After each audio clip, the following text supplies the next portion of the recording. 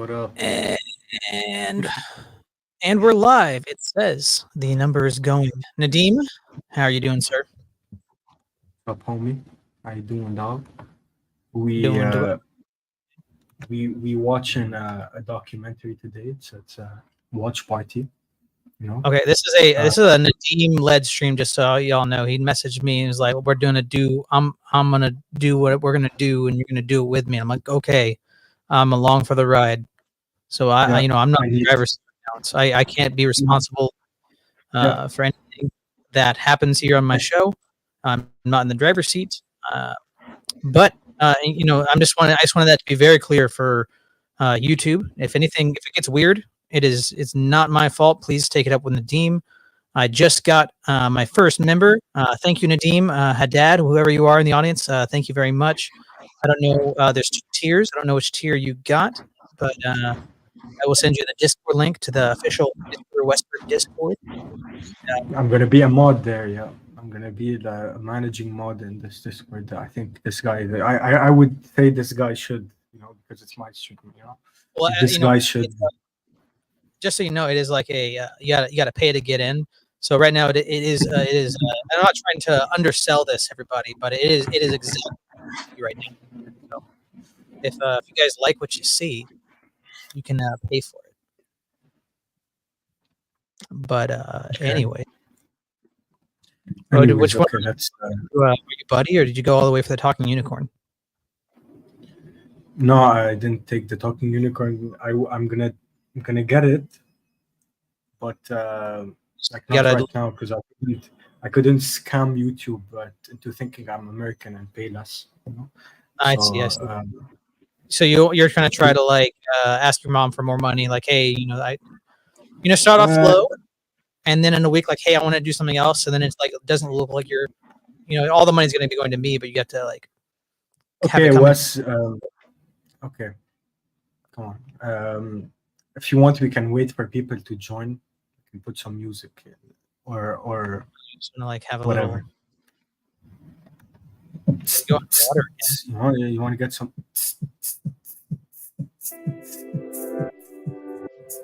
Ooh.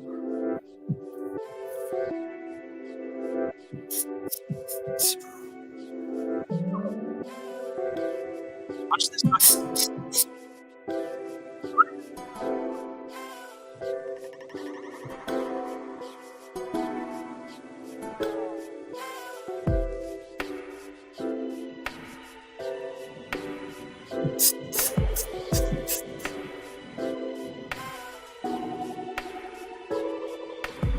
Mondragon.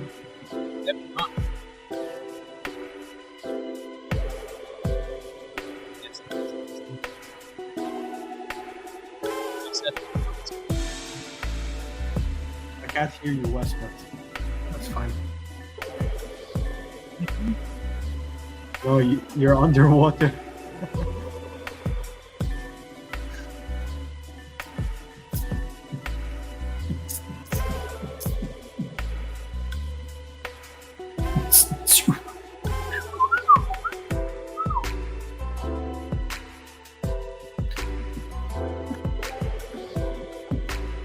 I like the music, it's nice.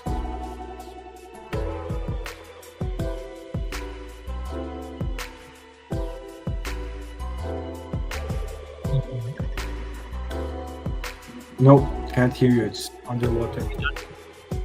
Underwater, dude. Why? Oh, that was scared the crap out of me, dude.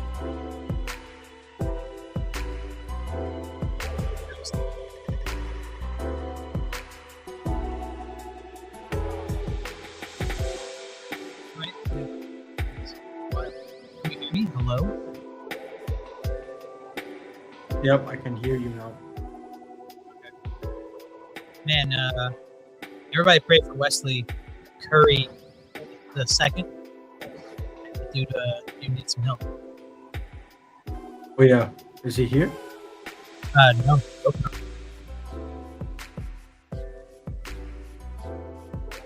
Am I the only one listening to the music, or is it? You can hear the music.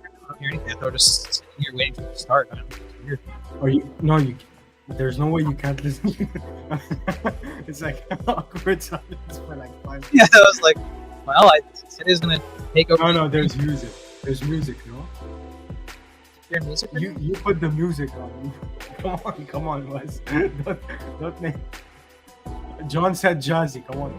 Hey. Don't do that, man. He's saying my mustache is jazzy. We got the dash.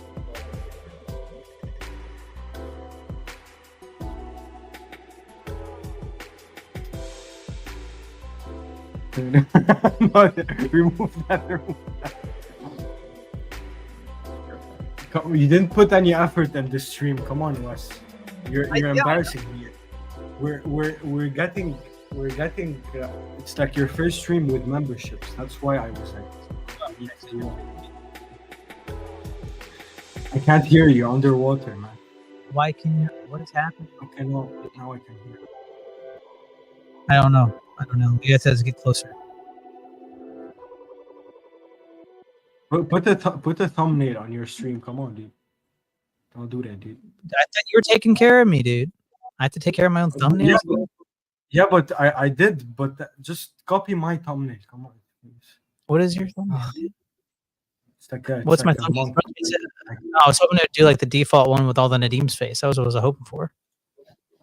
It did, but now it's like our stream. It's like, man, is there any way for me to make it Nadim's face? I'll have to do that. Yeah, if you just go on YouTube and do it. Are we gonna start? What's going on? Hey, you are now a YouTube partner. Welcome to the YouTube Partner Program. Thank you. Wow. Okay, sure. Let's start.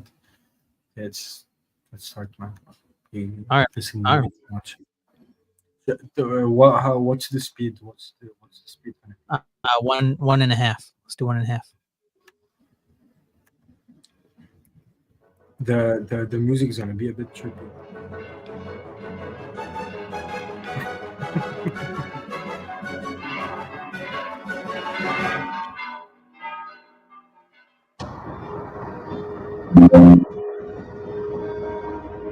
What is that? You see how fast? This is Islamic. Get the sleep here.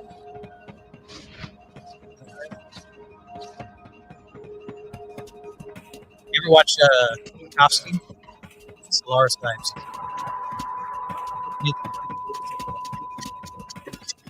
Gosh. It's even faster. It's widely accepted that during the last century, the humankind went from a civilization of the word into the civilization of the image. Indeed, from all sides, we are engulfed in images. Music is so trippy. I want to hear it normal. I want to see what it's like normal. Look at that old phone, dude. No, this is fine. Go back. Good to do. I'm just kidding.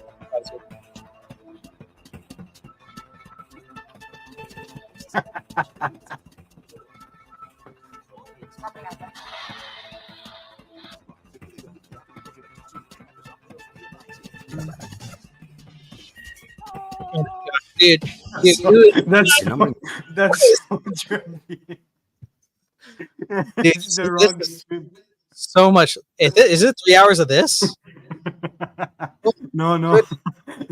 It's just we put it on. You wanted 1.5 in the beginning. I told you the beginning is going to be weird on 1.5.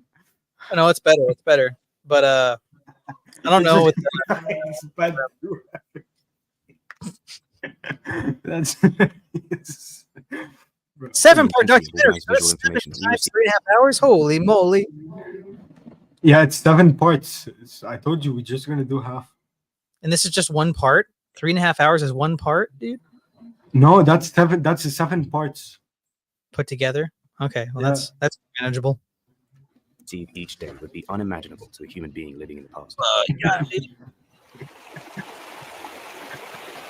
Now, while you're watching this, each second your brain must process 25 images filled with detail. No, now it's how many images per minute. It's 7. Yeah, now images. he's got his maths wrong, dude. It's much more with the 1.5. Or hour, that is. As soon as you leave the home, You are Bro, accosted what's- by new visual information. Advertisements, notices, signposts. A person has I'll no time buy to it. deal I'll with buy more it. than one Stop it. one- I'll buy it.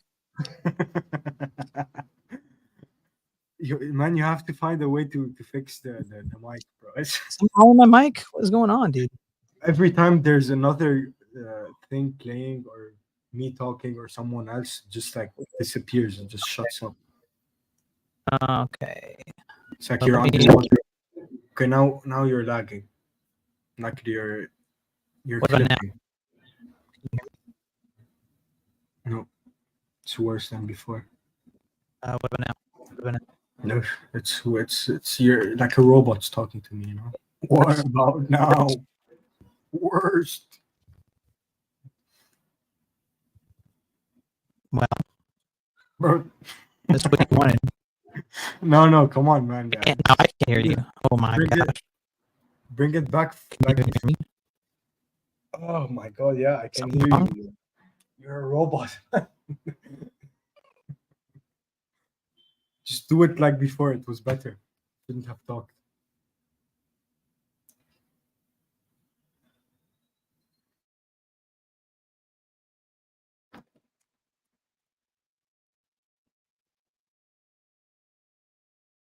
Sorry, guys. He's not professional, you know. He's not a professional streamer. Can you hear me? Yeah, but You can dude, hear it's me? Oh flipping. my gosh. Flipping. I can hear you. Can you hear me? Can you hear me? Big L. Yeah. Can you hear me? I cannot hear you. No, I cannot hear anything. What? Told me to fix it. I'm trying to fix it, dude. Oh my god. What's going on, bruh? It's like I'm not meant to do this, man. Today. Brother. What is up, man?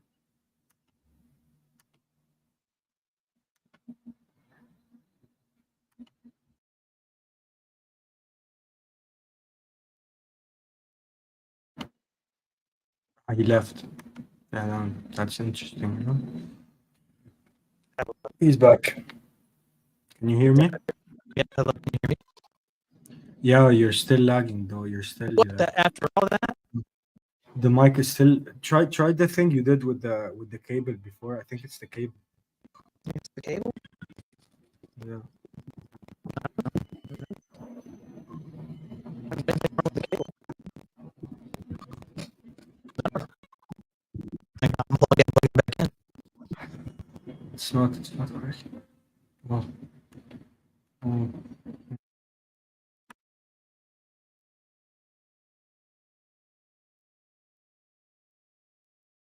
it is not pleasurable to see that coming, huh? You hear me? I have unplugged it and plugged it Oh back my in. god. Oh, Is it not good? working.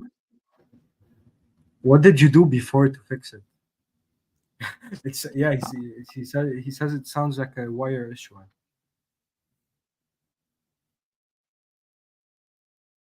Be the wire is old or something. Can use the computer's mic or something.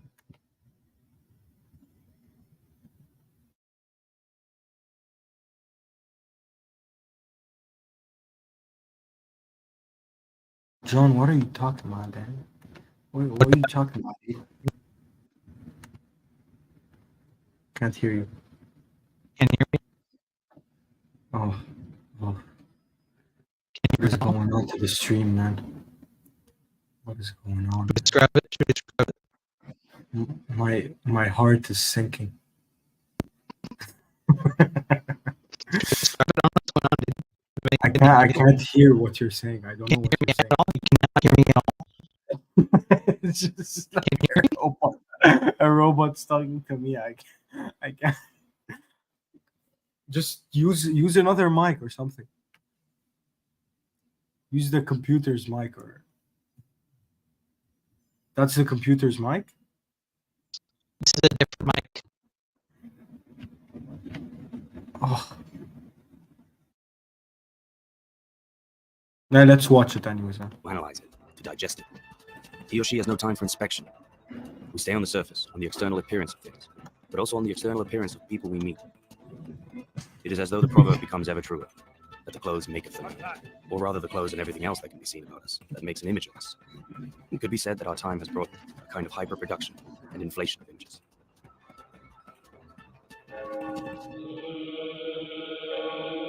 Finally. And then, Holy images.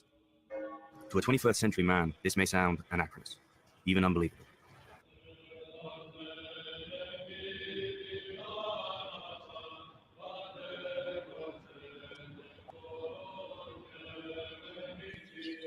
Can you even hear me? are you trying to talk or something? Yes, can you hear me? Hello? I can hear you, but like in bits and pieces.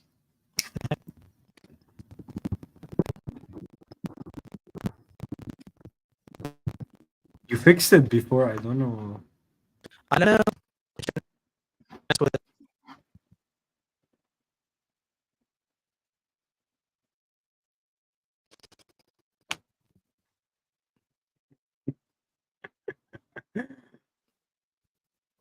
What is going on, man?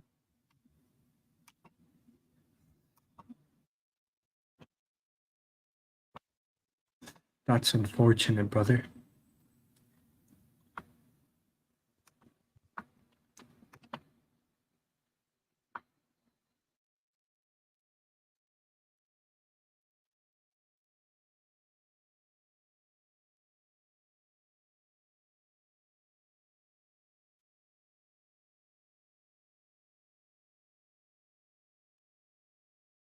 Are you trying to fix it or something?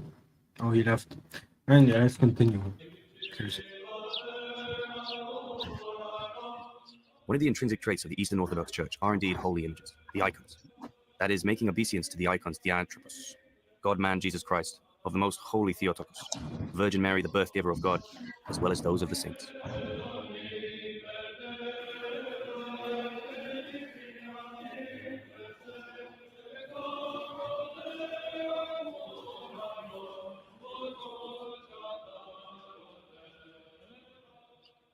There is an essential difference between the Orthodox and the heterodox understanding of holy images. While at the West, holy images have a goal to induce a certain religious excitement with their vividness, impressiveness of presentation, and by evoking the persons on the image, being a pious soul to adulation. The Orthodox icon serves as a link between the one who prays and God, Theotokos, and the sanctified. There's I don't know if you guys saw, but there's like a difference also. If you guys realized, like the Orthodox icons, the saints always that I learned like on Sunday, like the saints actually all you can always see their two eyes and their face, like even if they're like, for example, Saint George is like spearing the dragon, you can still see like his full face. But in the heterodox, like normally it's because the icons, when you see like someone moving his side to the icon to the sort of like way we're seeing it, it's as if he's like turning his face to the person that's venerating the icon. So like you would see in the icon of the Last Supper, you would see Judas turn his face turned, but like none of the other saints, their faces are turned. They're actually can see their full faces, two eyes, like it's a portrait always. That's interesting. And by evoking the persons on the image, being a pious soul to adulation. The Orthodox icon serves as a link between the one who prays and God, Theotokos, and the sanctified. The icon serves as a means of approximation to the transcendental being of divinity. Hence, portrait exactness and preservation of the ancient iconographic image type are not as important for the Catholic West, but are absolutely essential for the Eastern Orthodoxy. For that reason, religious painting of the West possesses more freedom, flair, and diversity. The art of the East contains surpassingly more purity and strictness in the iconographic figures of saints, the Theotokos, but also Christ, whose religious image is often so imperfect in Western masters, even in ingenious painters. Even though the West generally does not accept or has insufficient interest for the holy tradition preserved in Orthodoxy, and in general for the entire cultural tradition of the Byzantium and the Orthodox world, the icon seems to be an exception to this rule.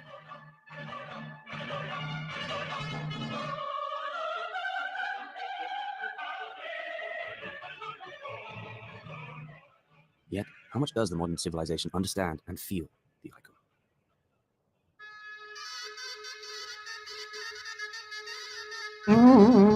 Highly organized cultures of the ancient world left us with material traces of the religious systems upon which they had been built.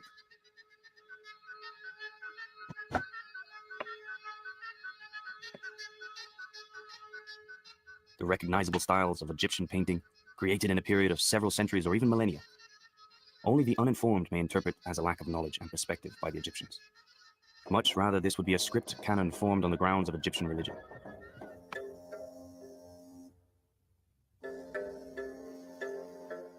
The Greeks have left us magnificent sculptures. We keep forgetting that they too are a reflection of Greek beliefs, outlooks on the world, metaphysics, a petrified ideal.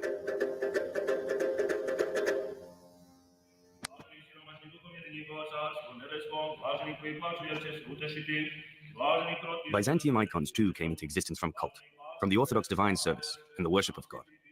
The difference is that, unlike the dead religions of antiquity, the Church is present in the world through epochs and, by promise of the embodied Son of God, as his body, it shall be present until the end of history.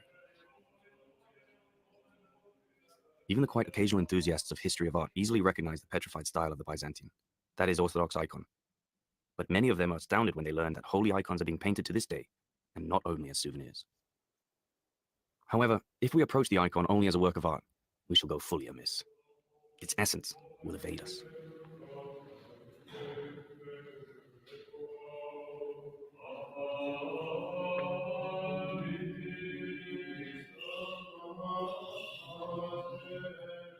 The mysterious icons show, but at the same time, also contain that which is hidden from the common eye. In Orthodox Church, holy icons are not just decorations. They are far more than that. They are organically connected to the holy mystery of the Eucharist. The holy icons made with hands open our spiritual eyes so that we can see spiritual and elevated realities. That is, an icon reveals and shows to us that which is hidden. It can be said that the existence of holy icons and their understanding is a precondition for the correct understanding of God-revealed Christian teaching, and of that which stands before humankind, if it wants to live in accordance with the God's redeeming plan of salvation of created beings from the deterioration and death. Shout out to Wally. He subbed the stream. I took West's spot, so I have to shout him out because he can't talk. Like West is mute today. So thank you. Can you hear me? Yeah, I can hear you. You're lagging though. Do I sound all right? I'm lagging still. I'm still lagging. Yeah, it's yeah. I went to my garage and got my spare mic, and this was lagging too. And it's a new cable. What's happening? I I'm sure it's don't broken. understand. I have no idea what to do. Oh my god.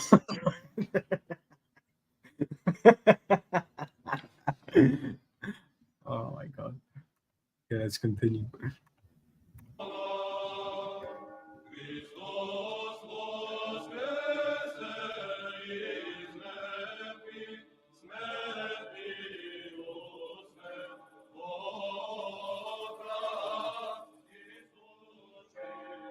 A Christian is not simply a viewer of an icon, but is above all a devotee and an iconduo, one who respects icons, because through the holy icon man experiences spiritual rebirth and enters into unity with the living God.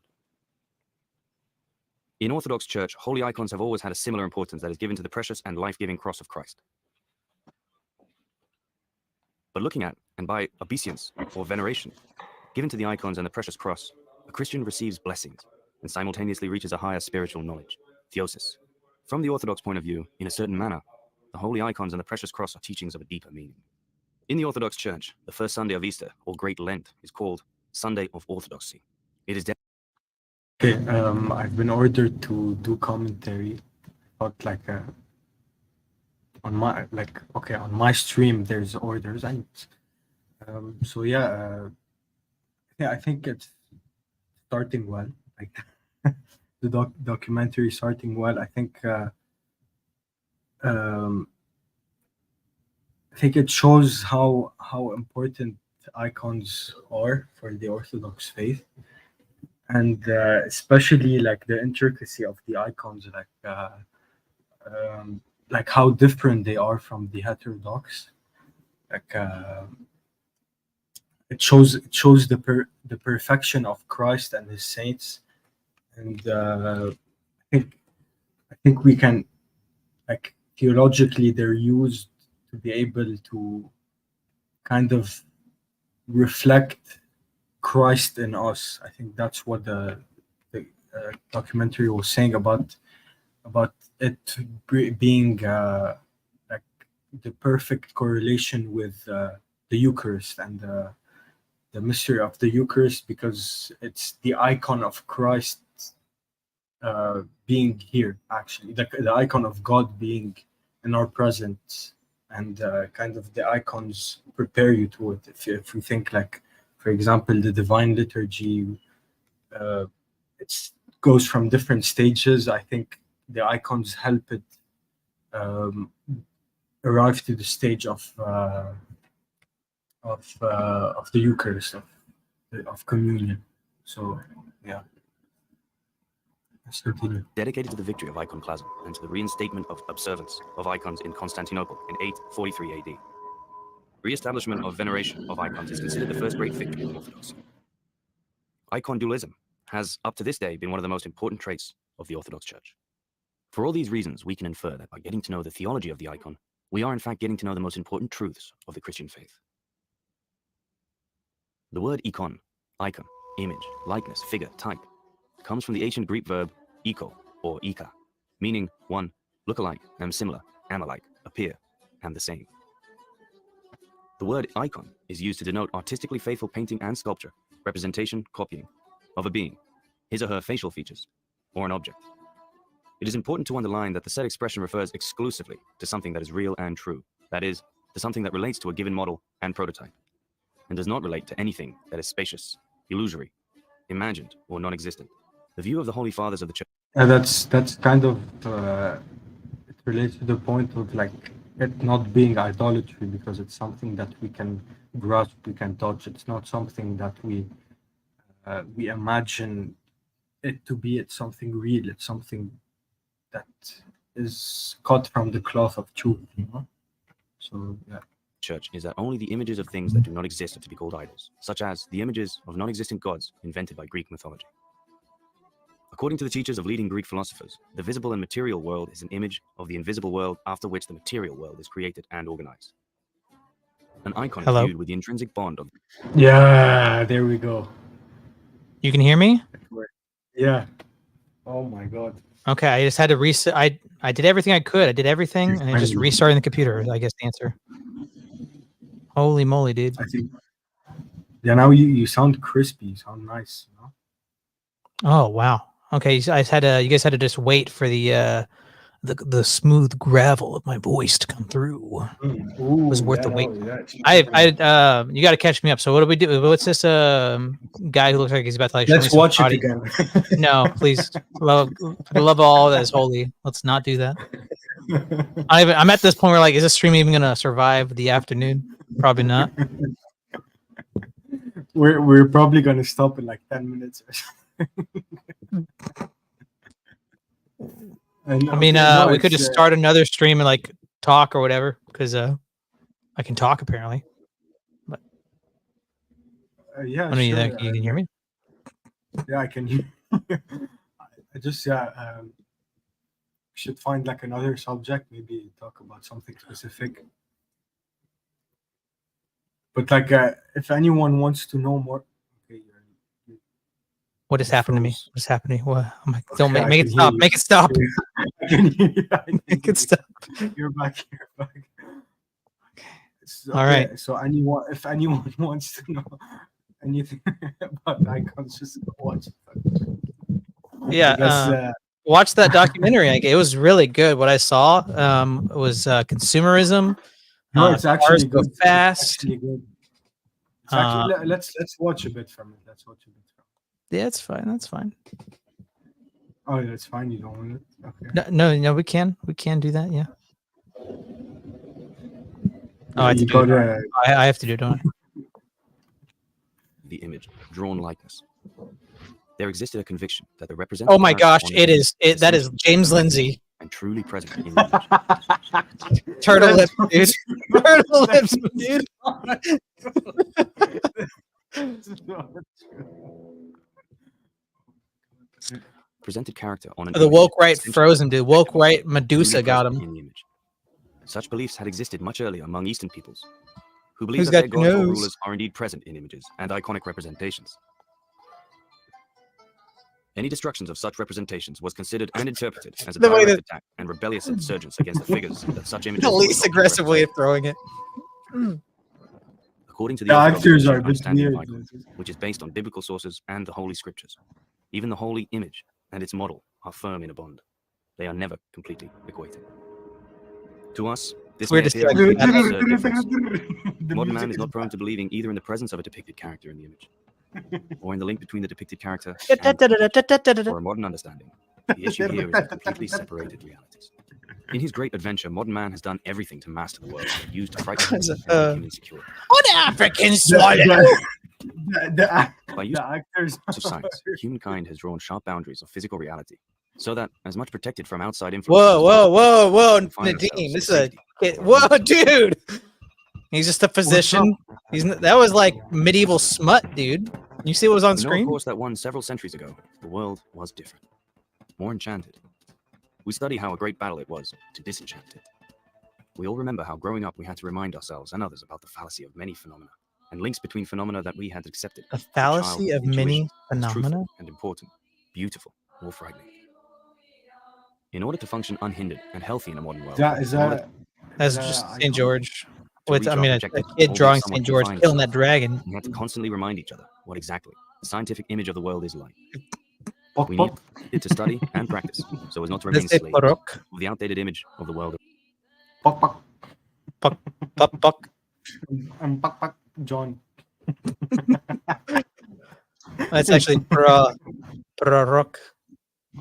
Porok John. Pororok. John. Skush. Skush.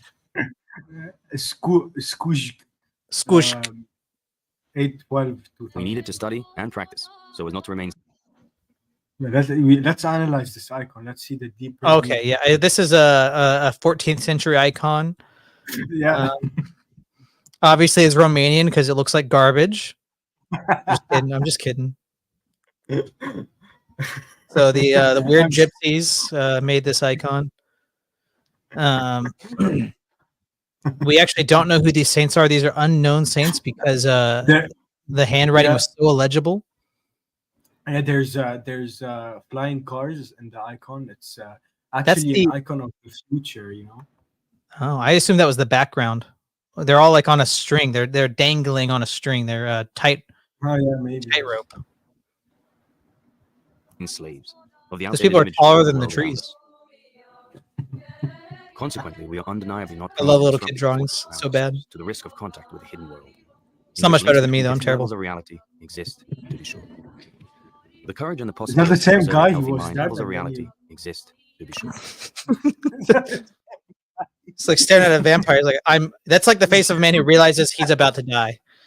Oh, Is that the same guy? staring down at Courage and the himself. possibility of preserving healthy mind and personal integrity in contact with the disturbing, living reality of links between the visible and the invisible world. We are offered only by the real, true faith. And the holy The- images, icons, are the real The place guy to is destiny, faced. a portal for the return into God's world. From a faceless and Portal. mechanical world of modern technology that is ever more growing. into nothing. Whoa. The Old Modernity. Testament describes holy history. The fall of man from God, the painstaking deliverance to God from a world in which by his own will man has become of a Gospody. variety of spiritual forces, from a world of idols. I think it's in Greek. In the Old Testament, painting That and was, sculpture was that not was discarded as harmful and Slavonic. useless. So therefore, images and symbols did exist in the temple of the Old Testament. Drawings and iconic representations of the invisible God were Ew. forbidden. And the Lord called unto Moses, and he said, He "Let just them make this disappeared. sanctity, so that among them I keep." Oh, he's got Make thee ALS. cherubim out of You need an hammer ice gold at bucket the end of the challenge for cover. that priest. Cherubim are to have their wings spread upwards, overshadowing the cover with them. I apologize. You shall make a lampstand of pure gold. The I think lampstand that's shall be Greek. made of hammered work. Its base its stem, its cup, its calyxes, and its flowers shall be. The biblical stand one piece with is that it is impossible to make iconic representations of the invisible God. To the chosen people, it was forbidden to create images or sculptures for liturgical purposes, so that people serve them as they would serve God. Since idolatrous people had made zooms in on how he's turning. I'm getting a little overwhelmed, honestly. Yeah, I think the information in the documentary is good. It's like based, but the acting is horrible. The, the actors made statues of their gods. Like, I have sympathy for John Mondragon on some meds right now, dealing with Above this. all, with an aim to prevent the fall of Israelites into idolatry. The Holy Scripture of the Old Testament notes the words of the triune God. Let us make man in our image, after our likeness. The Jewish word selem, the 17 interpreters have translated with the Greek word ikon. Image, likeness, face, type, model, Latin. Why isn't he rocking his head? However, the expression in image, after a model, is used completely differently. It is much deeper and signifies an eternal link with the spiritual deep and true. It's very deep and true, actually. That man's outward physical appearance represents the real, actual image of God. It is exactly the existence of this image of God in man that helps man to get to know the Lord, get to know himself and the world around him.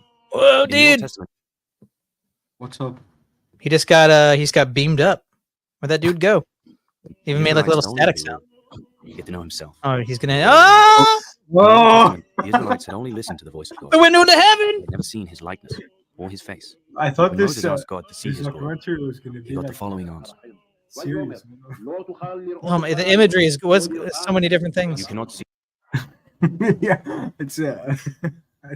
I don't know if you want us to start talking about it or continue watching.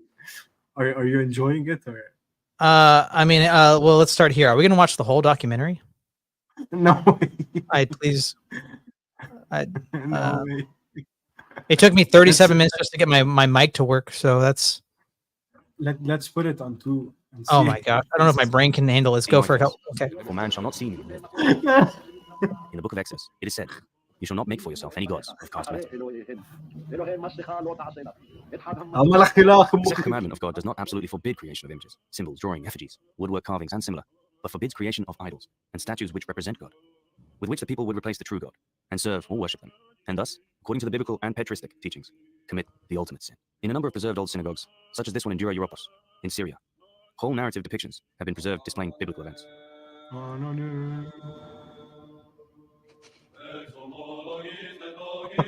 What a twist! What a twist! That's so fast. The when the chanters aren't going to commune, they just drink a ton of coffee before liturgy.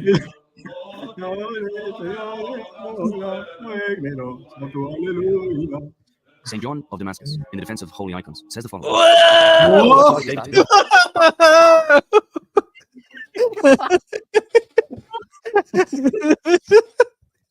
I didn't know it was gonna be. It's Orthodox. It's Orthodox. Oh my god. What? Oh, what's that? Animorphs? Is that what it's called? Anamorphosis or something. Yeah, dude, Animorphs. Wait, here. Let's watch that again. Let's watch it. Let me. St. John of Damascus, in the defense of holy icons, says the following. Is that blasphemous or something? Is that what? Like, can you do that, or is it? Can you morph an icon into a dude? I mean, they did it. Yo, is it? Is that what you're asking? Is it canonical? I mean, this isn't like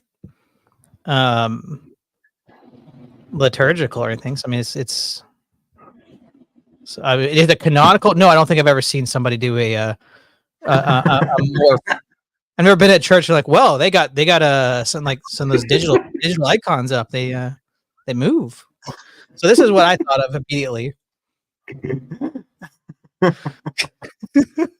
Well, there he goes. There he goes.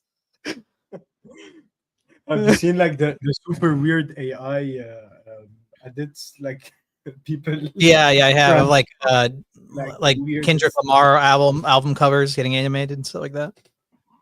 Yeah, or like two Chinese people on a train turning into like dogs and stuff. I don't think I've seen I that. think I think Slow Boy posted it on her channel. Oh. this is Fever Stream. We need like some weird psychedelic music going on or something in the background. Yeah, sure, let's do it. Daydreaming is that? God charged David to build him a temple for his son, and to prepare a place to rest. Solomon, in the temple, made the cherubim as a book of King Solomon, and he encompassed the cherubim. I feel like I hit some strong weed, dude. Oh my gosh! And all the walls in a circle. When your thoughts are just too fast. The palms inside out, in a circle not from the sides. And there were bulls and lions and pomegranates. Is it not more seemly to decorate the walls of the Lord's house with holy forms and images, rather than with beasts and plants? I don't As think Solomon so. receiving the gift of wisdom, did not by making cherubim and the likeness of bulls and lions depict God, which the law forbade. Thus, we do You not hear the other make voice, God right? Make images of the saints, who made Yeah. themselves. Just me. There was a Russian guy talking. Just Created from Russia. like we don't. That's why- that's So why this he is just a said- dub on top of it, right? It's just a dub.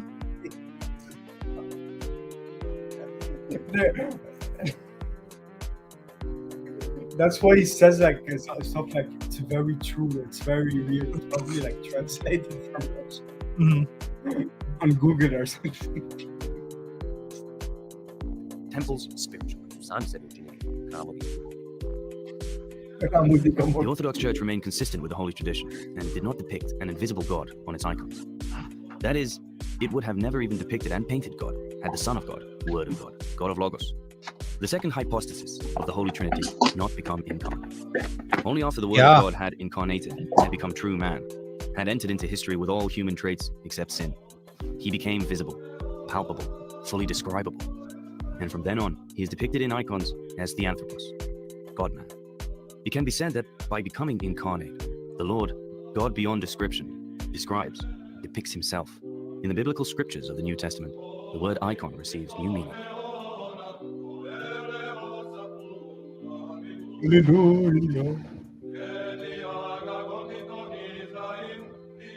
The Savior's words, "He who has seen me has seen the Father," were directed only to those who, looking at Jesus Christ the man, You at can the same turn time off the comprehended his music. divinity, which he Are you shared sure? with the Father. Kind of like it. Less trippy than before. Okay. Okay. I think. He who is God deigned to appear in human flesh of ours, so that we could see, in the same way as we see when depicting the divine model of living, and so in this manner we would be able to imitate the one who made that image. The man has again become the icon of God, an image painted by the finest of painters, Jesus Christ, and thus as a spiritually revamped and rekindled icon of God, the man expresses the beauty of his paradigm, prototype. It's the same guy that was dead. Glory to God, man. He's back. Glory to God. Model, original. Oh, so stern. These Russian people. Kindled icon painted by the finest of painters, Jesus Oh, Christ, look at him again. and thus as a spiritually revamped and rekindled icon of God, the man expresses the beauty of his paradigm, prototype. They're all like Dostoevsky characters, my man.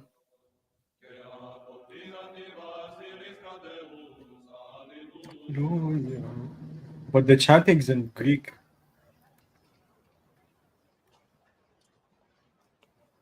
Oh, the music. Put the Whoa, music Put the music back on. whoa! Okay, here we go. Back on. This one's called Into Space.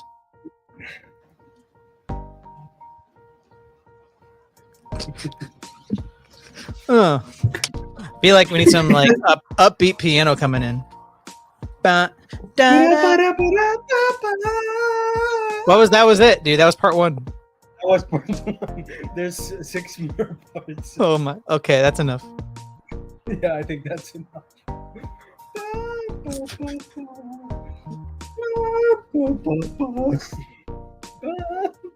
So, what did you learn? What did I learn today, Papa? Okay, let's change topics. Okay. Are you one of those people that like you watch a movie with friends and then Like you get mad if people talk about it afterwards. Like I will like No, go no, to the it's that theater and you then wanted to start. we'll go to like a coffee shop or something like that and then talk about it, you know? No, no, okay, yeah, we can talk about it. I thought you didn't like it. No, no. I mean, well, it's just one of those like it feels like very like introductory for like new people. It's not like Yeah, I factual think kind of stuff, or I like not think like okay. it's not like a David Erhan video or something like that where it's like getting into Yeah, I deeper tried to things or find whatever. but a document. I wanted to find a documentary, but anywho, I had no idea. You're just like, Wes, should we we're watch like a streaming today about icons.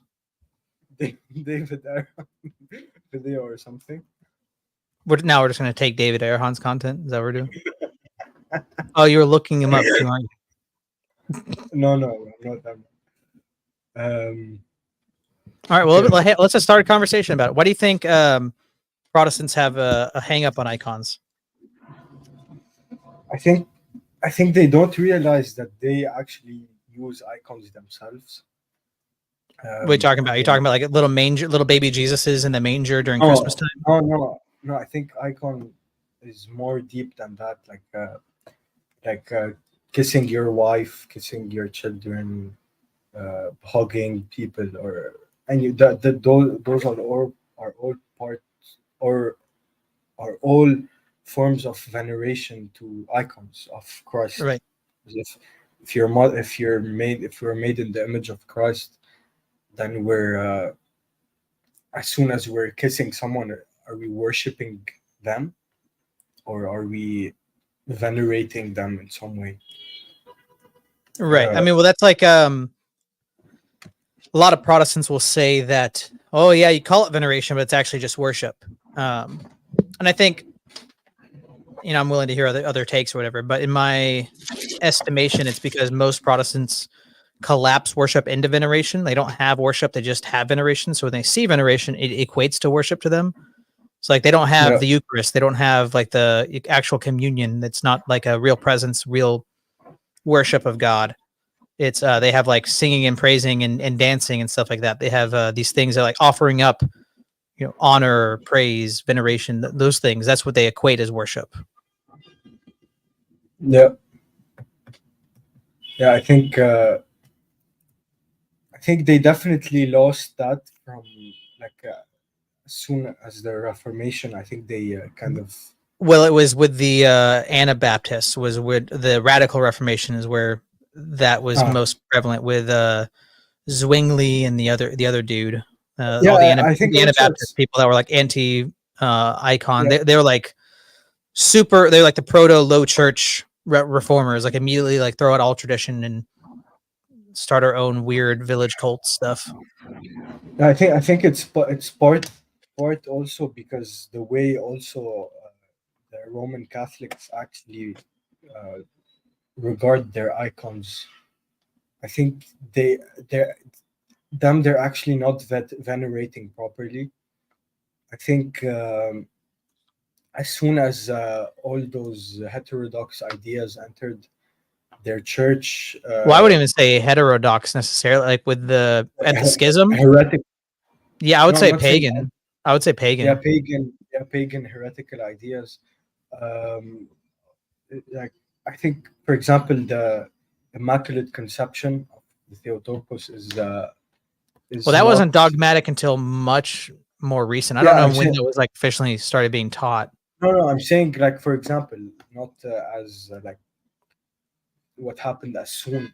Or okay, we can also use the filioque. For example, the filioque is a form of wrong veneration or Okay. a form of worship. Actually, it's a wrong form of worship that actually leads them to be able to do to regard their icons differently because Well, as from my soon understanding, as like the where the filioque first started popping up, like in the 800s or whenever, was in response to people who were um, denying the divinity of the Holy Spirit. So these Christians, in overreaction, were trying to prop up and bolster the divinity of the Holy Spirit. So they added the filioque. Like, look, he's also from the sun. But it's like that's an issue. That's not No, orthodox. I meant what it led, not from where the idea came from. Okay. I think it because if you think about it, it make as soon as the Holy Spirit isn't like hierarchically in the monarchical triad. Right. It kind of forms this idea that the Son can create or can create not create can precede the Spirit without the Father, and for us, like icon is the Christ is the icon of the Father. So as soon as they kind of relate this idea with the filioque, every icon becomes divine, like a sort of divinity, because it's reflecting the monarchical father. If it's so if we take it theologically, all their icons in the West are actually like higher than icons. They're kind of idols because they take the They go form from of, veneration to worship. That's what you're saying? yeah, that's what I'm saying. If it makes sense, like I don't know if it does. I don't know if anyone even talked about this, but I actually, and I think it was Father Seraphim Rose's Orthodox Survival Guide. No, maybe that or the there's a book by Uncut Mountain Press called like Globalization and Antichrist. It talks about like the two different spheres, like the religious sphere and the secular sphere, and that when the schism happened, we see all of this politics and like with the Pope's physical temporal powers, and it's like because they were cut off from the grace and their sacraments and all that, the divinity, the worship ended up coming down and just being laid atop all this temporal political stuff rather than being actually attributed to God. Like that urge to worship is going to happen no matter what. And like when you see like secular societies that like Pajot talks about this a lot, like with rituals inevitable, that human need for God, for worship is going to just it's going to find an idol to do that. It was worded way better in that book. I'll just have to get that book. Yeah, but did they quote talk about its relation to the filioque? Because I think the filioque kind of makes it easier, you know, kind of it kind of relates completely to icons becoming non-icons because what I just said, like it inflates the icon of the father to the father. It's like it equates the icon to the thing itself. Like it doesn't represent it; it equates it. So for example, the Eucharist for them is the essence of Christ. It's not the that's divine like essence, absolute energy, divine. distinction. That's divine absolute or absolute divine simplicity. But that relates to icons. Like they're actually worshiping it. Like, they're actually worshiping. Not like I don't think it's wrong. Like to kind of sort of worship the Eucharist, but not in the way they do it, and especially their icons like the Theotokos. Well, I would say like a difference is like Roman Catholics have this what's it called? The like exaltation of the Eucharist or whatever they call it. Like they do like processions just displaying the Eucharist and venerating it without any participation. There's no communion happening, and that's never been a thing in the Orthodox Church. It's always been like the purpose of communion is to commune.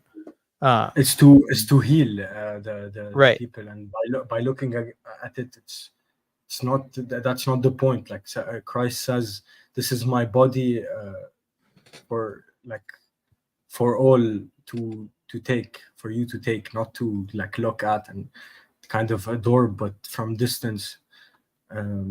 Right. It's a separation, and I think that's like just indicative of the schism. Like they were separated. They've left the church. There's going to be that very palpable sense of the lack of grace. Yeah, and you can see that in. Go on. Theologically, it's not the body of Christ if it's not during liturgy. Right. During the divine liturgy. It has to be well, like the only time would be like during the pre-sanctification. Yeah, but it was during the liturgy. Like right. It wasn't sanctified another time. So if the priest sanctified it during liturgy, he can then take it as the body of Christ from this particular liturgy. It's not like a new service that actually appears without any purpose of being consumed by the people. It's supposed to be the work of the people, not okay. It's supposed to be a humbling kind of a communion with God, not something that brings you down and lowers your value as like a sinner. It puts you as a sinner that's in the image of Christ, that's allowed to partake of his body and blood. Well, like when the Latins left, from my understanding, they went from more of this traditional Orthodox architecture. Oh my gosh, what happened? Oh my gosh, this one. Like where, like it's like heaven and earth meet. Like you can look up in the dome, and it's Christ is at the top of the dome, and it's like that he's coming down to you, and like there's a connection. Where when you look at like the post-schism Roman Catholic Church, they're all like this, like much more angular. They don't often have the dome. They're imposing. They're supposed to they have like gargoyles. They're supposed to create this sense of like power that you are like you are supposed to submit to. Like they don't have the same sense of it's like the lack of communion is where I would say this distinct change in architecture comes from. Yeah, true. I think like people, I've heard like Pajot and people say like the spires, like the steeples that are pointed up is like they're reaching up to heaven, where the dome is like heaven and earth meeting. Right. Yeah. Can you find the pre-schism churches, like Roman pre-schism Latin churches? I mean, yeah, I'm sure we could. Western. We can compare like the pre-schism ones to the new ones. Well, that Google search didn't yield any results quickly. I didn't expect it would. I have to refine. I have to find some old churches or whatever. They're still around. All right, Nadim, vamp. If I'm gonna do this on the fly. What? I need to talk. Mm-hmm. Hello. Oh, everybody, how are you doing today? Where is you, Ivan? Why you want to join? Huh? where you at, Ivan? Man? You wanted to join? We're waiting for you, dog. Yeah, it's like you could see in the architecture like how it changes. Like as soon as you leave the communion of Christ, you're kind of everything crumbles away. But I was thinking about also maybe we could see what's up, Ivan?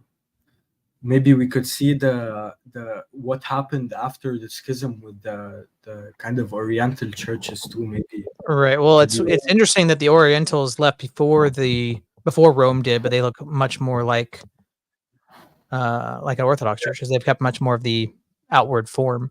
But looks like this is the oldest church in Rome, and I don't know anything about it. Maybe it was. Let's just look at it. Recognized the oldest place of Christian worship in Rome. It was erected over a second-century house, around 140 to 155. It Reusing looks part like of a there's Roman bath facility. it looks like there's an icon on the entrance, like on top. If you Yeah, there are icons. Yeah, I have no idea you wouldn't how see old that those are. in post-schism churches. You wouldn't see like images outside, beautiful images. You would just see like menacing images, like some kind of like creepy animals outside. So the building was transformed in the 4th century. So I don't know what it like how old this building is. I don't know if this building specifically that we're looking at is from the 4th century or if it was updated or rebuilt or whatever. Steps that were added in the 19th century. The facade is from 1870. Has a marble frieze.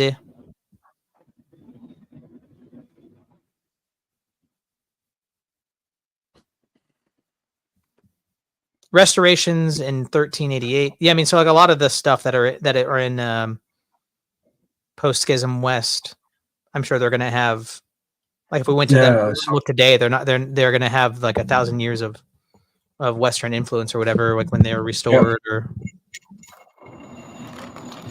yeah, it's interesting, but like, what do you think about the Oriental? Like, how were they able to kind of resemble us, or is it also like a deception? Like, they don't actually resemble, or oh, I mean, no, they really do. Like in our like outward form, they resemble us much more. I mean, they have different. Yeah, how were they able to kind of not have the same effect that Rome did? Oh, I mean, there's people that be much more qualified for that question than me, but I mean, I can just kind of speculate off the top of my head. I mean, maybe it's because Rome had such bigger like such a revolution of what the church is, the ecclesiology of the church, that the Roman pontiff can just decide what is true. I mean, I don't know if something like that has to do with how much it changed. I don't know enough about the history of the Orientals to say, but I mean, I will say that even if they have like everything looks Orthodox or whatever, I mean, like you can look at early saints in the 1-200s that say that's somebody can be perfectly Orthodox in their theology and their Christology and be a schismatic and be outside the church. So being schismatic isn't always the same as like heresy or having some kind of incorrect or heretical view or whatever. It can be that they just left, that it's a political thing. I mean, that you could look at like the true Orthodox, the people who have left over some kind of clerical issue. They look just like us. Yeah, I mean, like, so they probably don't have, I mean, other than like strict, over rigorous tendencies. I mean, a lot of the true Orthodox people, like, yeah, I think the calendar thing's an actual issue. I think ecumenism is a real problem, but that doesn't mean we leave the church because there's problems or whatever. Yeah, but they left, like, we kind of separated from, like, we kind of pushed them away because it was a heresy. It's not like a true issue, but the true Orthodox, the genuine Orthodox, aren't schismatics because of heresy. They're schismatics because of kind of an extreme view on a specific topic. So I think they differ from those schismatics, because the schismatics are like still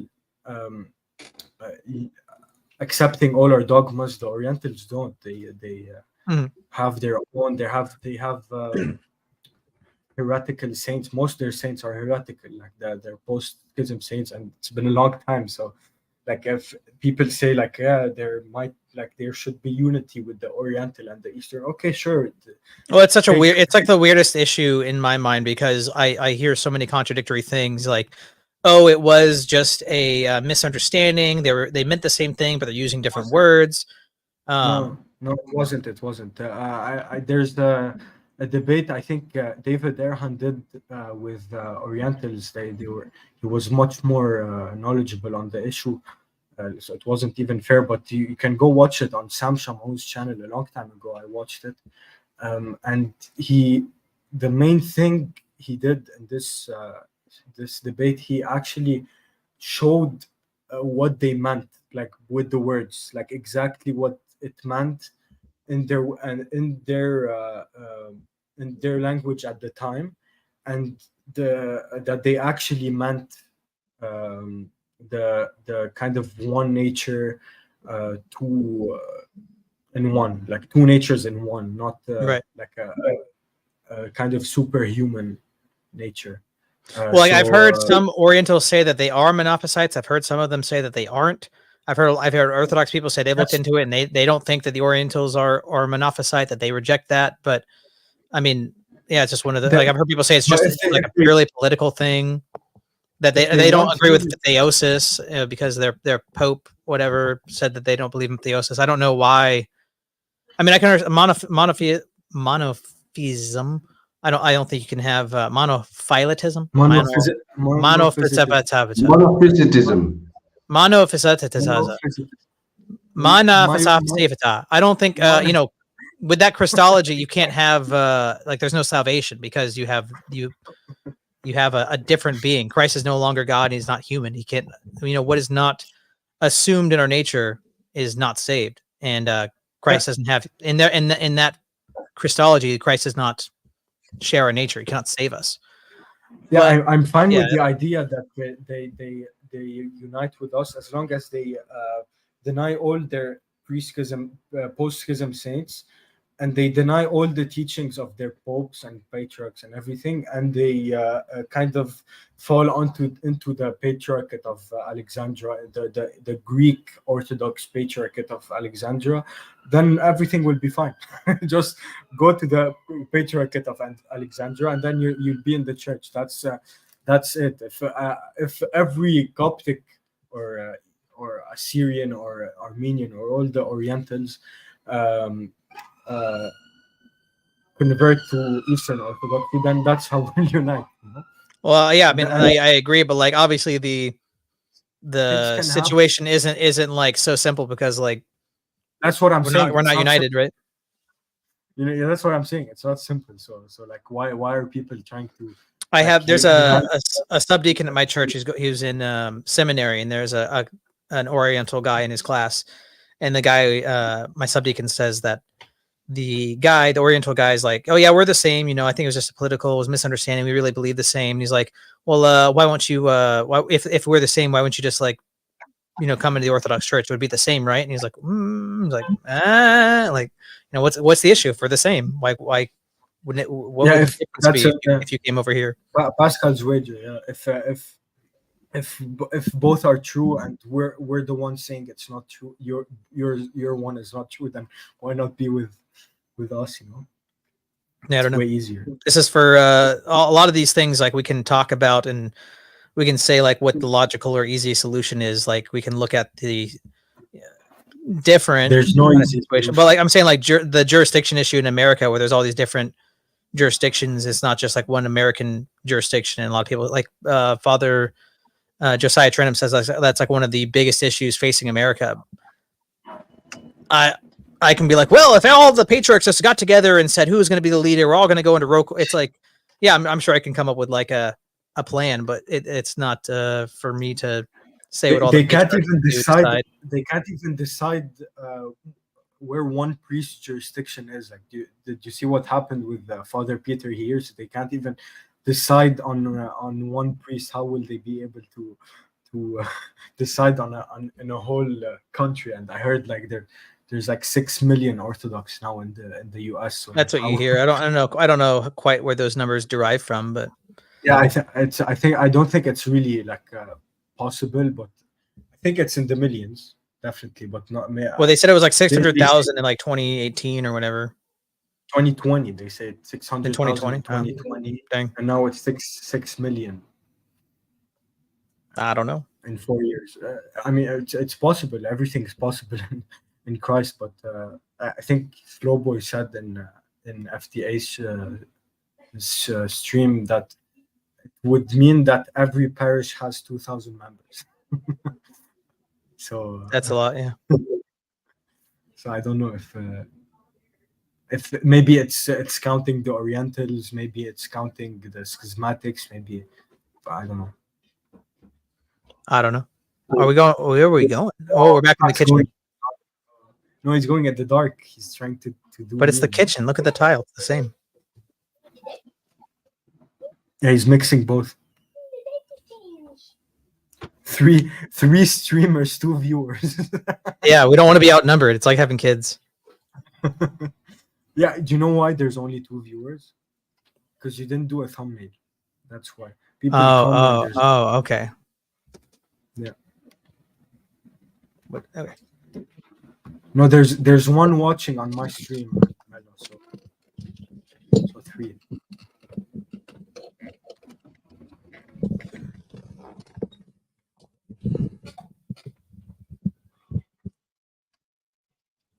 Hello, Mr. Mustache. Hello. What's up, dude? What's up? What is up?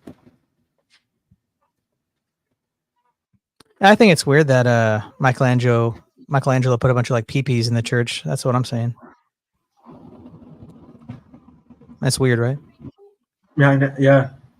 When was Michelangelo? What was it, like 1200s, something like that? I When went was the to the Sistine Chapel. Sistine Chapel.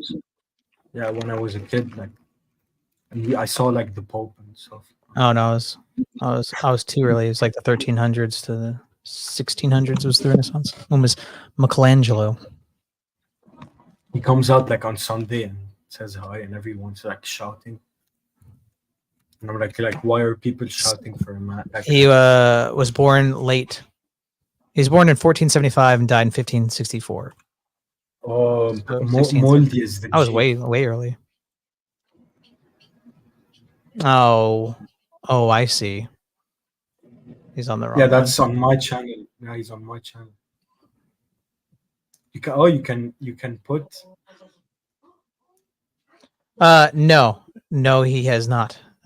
Pray for the man. That was not good. You can see what people type in my chat. Yeah, and it has a little link thing to show that they're not on my chat. Yeah, Moldy is actually like the best person ever.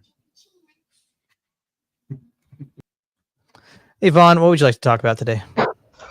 Dude, this was a Nadim stream. I was digging Oh, the icon yeah. talk.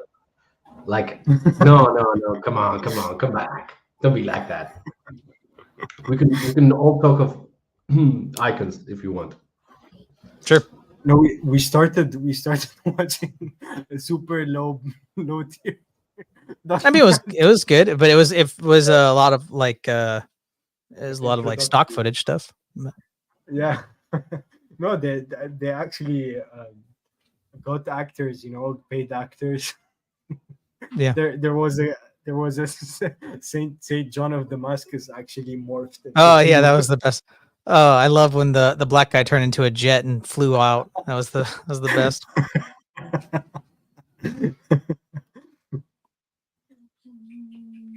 Yeah, Ivan, But what did you come to add on icons? Like, what's your view on not what's your view, but what could you add? What of value could you add about? yeah, icons? justify your existence to us, please. Yeah, please. Happily. So I think that the theology of the icon is what fundamentally convinced me of Orthodox Christianity, because I was more of a like rationalist before I went the Peugeot route, and the metaphysic that Peugeot presented was wildly different from what I thought Christianity was, in the sense that I could see, let's say, a way in which the ideal became manifest in let's say, in concrete reality without being a one-to-one correspondence, in the sense that the icon is a window to heaven, and as a window to heaven, what the icon can do is either show you divine realities, or it can also show you like demonic realities, depending on in your internal disposition, right? So I think that's what I think the theology of the icon offers, in the sense of um, showing you how, let's say, Disgusting. our works can participate in salvation, and how to let's say not become a gnostic, not think that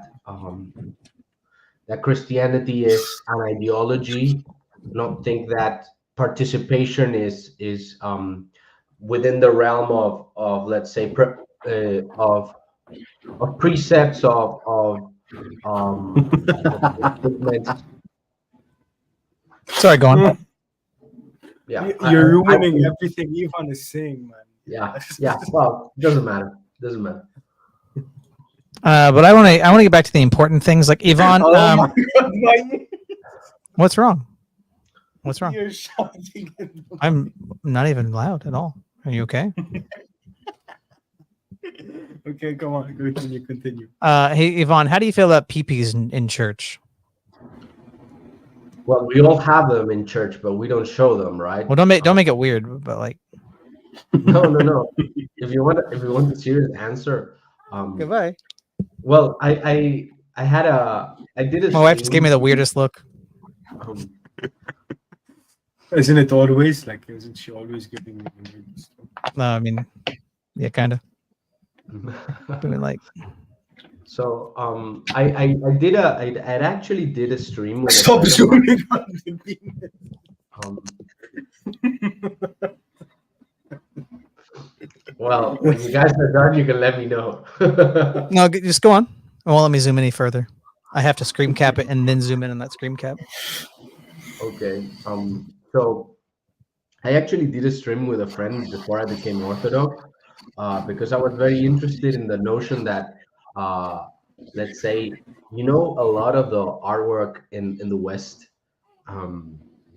Yeah, Welly is completely correct. So I did a stream in which I was criticizing with Chris from the Chris Show.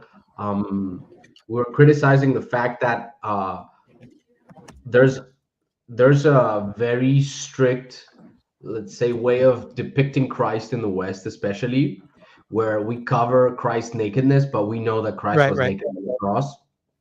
And we concocted this like stupid theory that it was kind of like a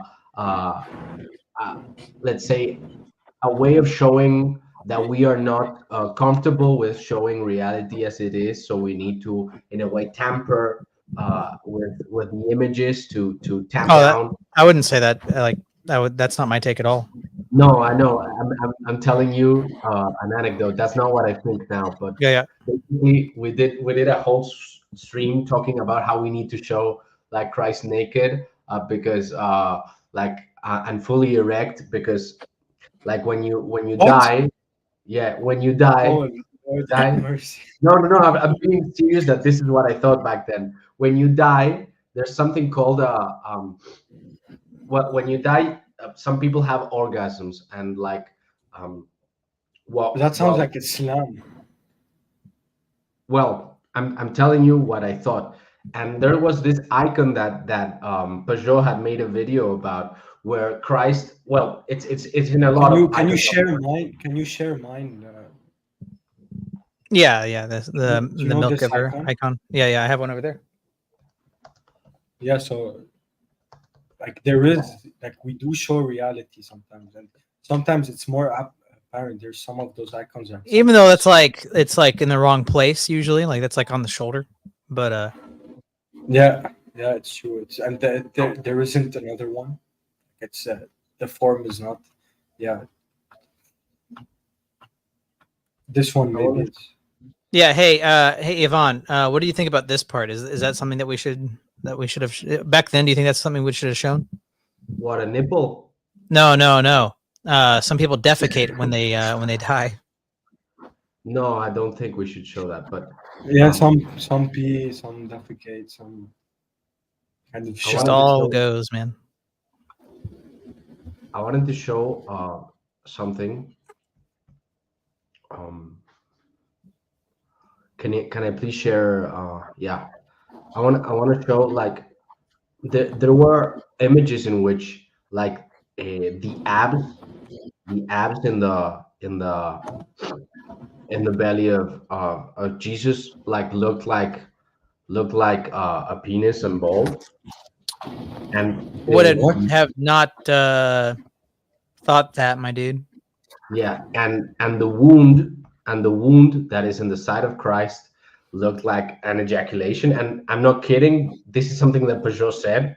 Like he said that basically, um, what is being, let's say, subcommunicated in the icon itself is like the blood and the water coming out from Christ's wound is like the birth of the church. So this is like Christ's, let's say, way of fully coming in contact with creation. No, it was a completely nutty a completely nutty belief. But that's what I said back then. Now I have a more humble approach and I say I have no idea. But yeah, yeah. So wait, Pajot said that about the abs? Peugeot said that the no, that the blood spurt was analogous to Like childbirth, like child pains, like birth? no, like an orgasm, like ejaculation, like the blood. Yeah. Well, I don't. Sorry. Maybe that's just like his weak Canadian genetics or something. I don't know, but man, I don't know how to transition other than like.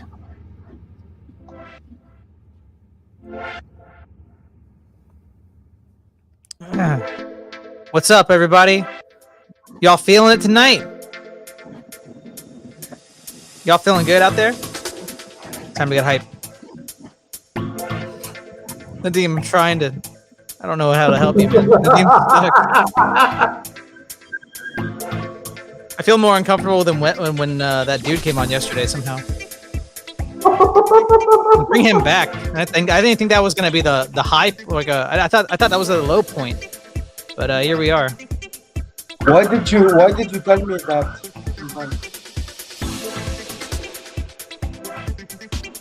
I didn't need to know that.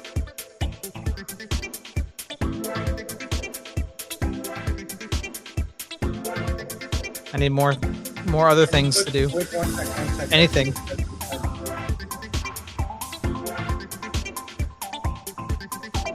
No, for real, I want to say something. I think Peugeot is onto something there. No. Okay, no. I'm gonna defend. Talking about that, please let me share my screen. I'm gonna. There's no way. I don't want to think about this. Please let me share my screen. AI gymnastics. Whoa! Ah!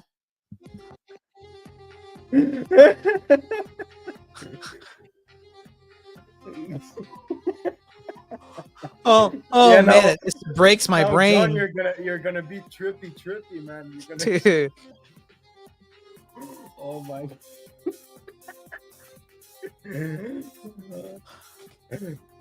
Ugh.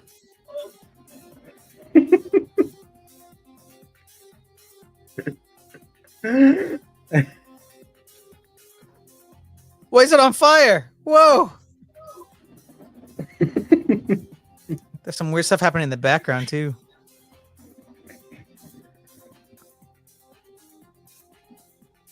The other person just disappeared. They turned into a pole. Oh my god! Oh my gosh! Oh my... Whoa! The judge.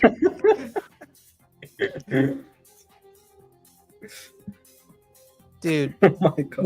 when like evolution people talk about like you know, the universe is actually random and we came about through a random process, this is what that would look like, folks. This is what a random universe would look like. Just zero law of identity. Ah! Oh my god! Oh my god! There's like another person emerging from her butt. Whoa, she's just legs. Look at the guy. Oh my gosh! Holy crap! Oh my gosh! I don't want to see this thing trying to make like children's content. Like, so picture this, but it's Bluey. Oh my gosh, dude! Wow! That's hilarious. Holy moly! Can I get that program? Demonic. Yeah, regularity of nature. Nope, not here. Not today. Oh yeah, but like that's not random. Flipping a coin 50 times, that's random. Whew. Yvonne, you don't look like you had as much as a good time as we did. No. No. I didn't do it for you. Okay, Do we need to play it can again? Can I show something else? I guess so. It's the Nadim stream. No, it's both me and you. There's no way. There's no way this. There's no way this stream's staying up, dude.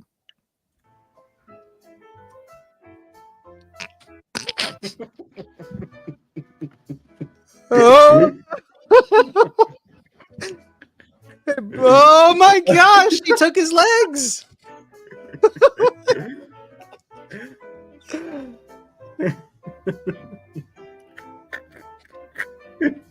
Holy moly!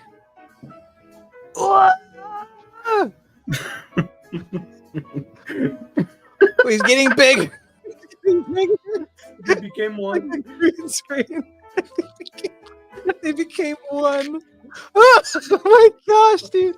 That's what transhumanists think. That's their Dude. alternative reality. Picture having your consciousness uploaded into this program. Whoa! I wish these clips were longer sometimes. They cut away when something's interesting happening.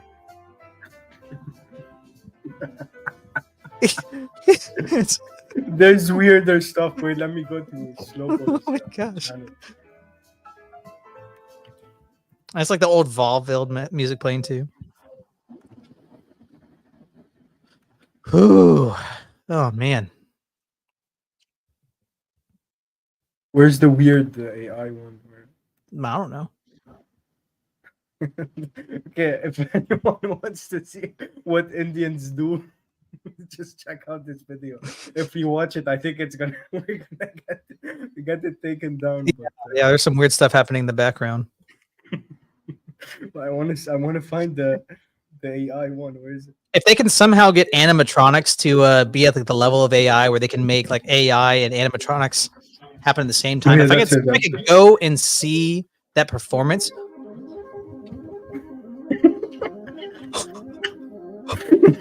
What is the black goo, dude? Oh my gosh! Oh my gosh! That's how calm they are. So, if anyone wants to be weirded out for like a whole day, just go watch She turned into a man. Whoa! Oh, dude. Okay, wait. Okay, the head is just like way off the body. Ugh. Oh, that's hilarious. Whew. Okay, let's find some other. Dude. What are the odds that AI is not demonic? Is it probably 2% or something? Yeah, it's Utah pretty just just small, high boring demonic energy going on, dude.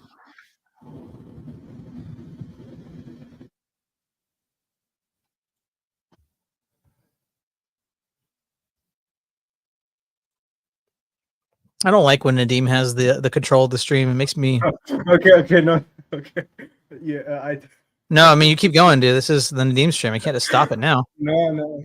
Okay, let's go back to icons. Ivan was talking or something. No, Oh yeah, no, Ivan. already, I don't want to talk anymore after after last time. After Yeah, the exactly. you made everything weird, dude. No, Yeah, it was I made everything it was weird on- after you guys started playing with yourselves. Like, What? doing- Where? yeah, you were- What? Were we at? Ivan- Did we have the same conversation? no, What? We're saying with you were ourselves? doing like stupid stuff. Like, What? you were No, distracting. that was the last thing you said. We weren't distracting you. I grant you that Well. we did before, but now the last thing you said, we didn't distract you about the abs and the. Okay. Well, that was vengeance. So anyway, I want to have like a strategy talk, like a strategy talk. Like if one person is saying something seriously, You're saying we but got to the go back other- to the talking unicorn. Oh yeah. Sorry, okay, I just cut you off. I just cut you off. Oh my gosh, I took the talking unicorn. I'm sorry. Okay, good. I became an AI. We're turning crazy, man. No. What I mean This to is say white fragility happening right now, dude. He can't even handle being talked over, man. Are you? No. What I'm saying is to improve the quality of the stream. Yeah. I'm all about quality here. We're gaining viewers though. Every time the stream is getting worse, we're gaining viewers. It's weird. We had 3 viewers when it was interesting. Now, Well, I do want to point out that we unlocked memberships and monetization. So if you want to support the stream, help the quality go up, all of your money will be poured right back into this stream, so I can just keep the quality at the same level or higher. You know, I'm not going to take a pay cut. I'm not going to take a paycheck. It's going to go right back into the stream. So it is much appreciated. can you send the link of the stream if anyone wants to join? Maybe Manu or something. Oh yeah, sure. I mean, why not, dude? Jim Bob passed through. I don't know if he's still here. If he wants to join. Dude, We were talking about icons, guy. Yeah, No, Yvonne. no. Yeah, Yvonne. Come on. What are you trying to say? Come on. no, I just want to say one thing before you guys interrupt me again. What do you mean? I mean, it's impossible. What do you mean to we're run it. interrupting? Yeah, you're asking for it, my man. Yeah, I know. I love it. I secretly love it. But I'm thinking about our viewers. I'm thinking Okay, about right, those people. right. That's my concern. Yeah. It's impossible to speak if the other person is always like talking over you. And, Yeah, I agree. like, I agree. there has to be like a code of, let's say, conduct where a person shuts up and tries to make the point very, very concise and doesn't interrupt the rest. So that's simply what I wanted to say. And bonus points if you don't start doing something else on stream while the other person is talking. Because, for example, if I'm saying something serious and the other person starts, I don't know, rolling a cigarette or something else, then that sub-communicates distraction to the rest. Yeah, I agree. I don't want to. I want to be very professional here. I don't want to distract. I don't want to be any kind cause for grievance or scandal.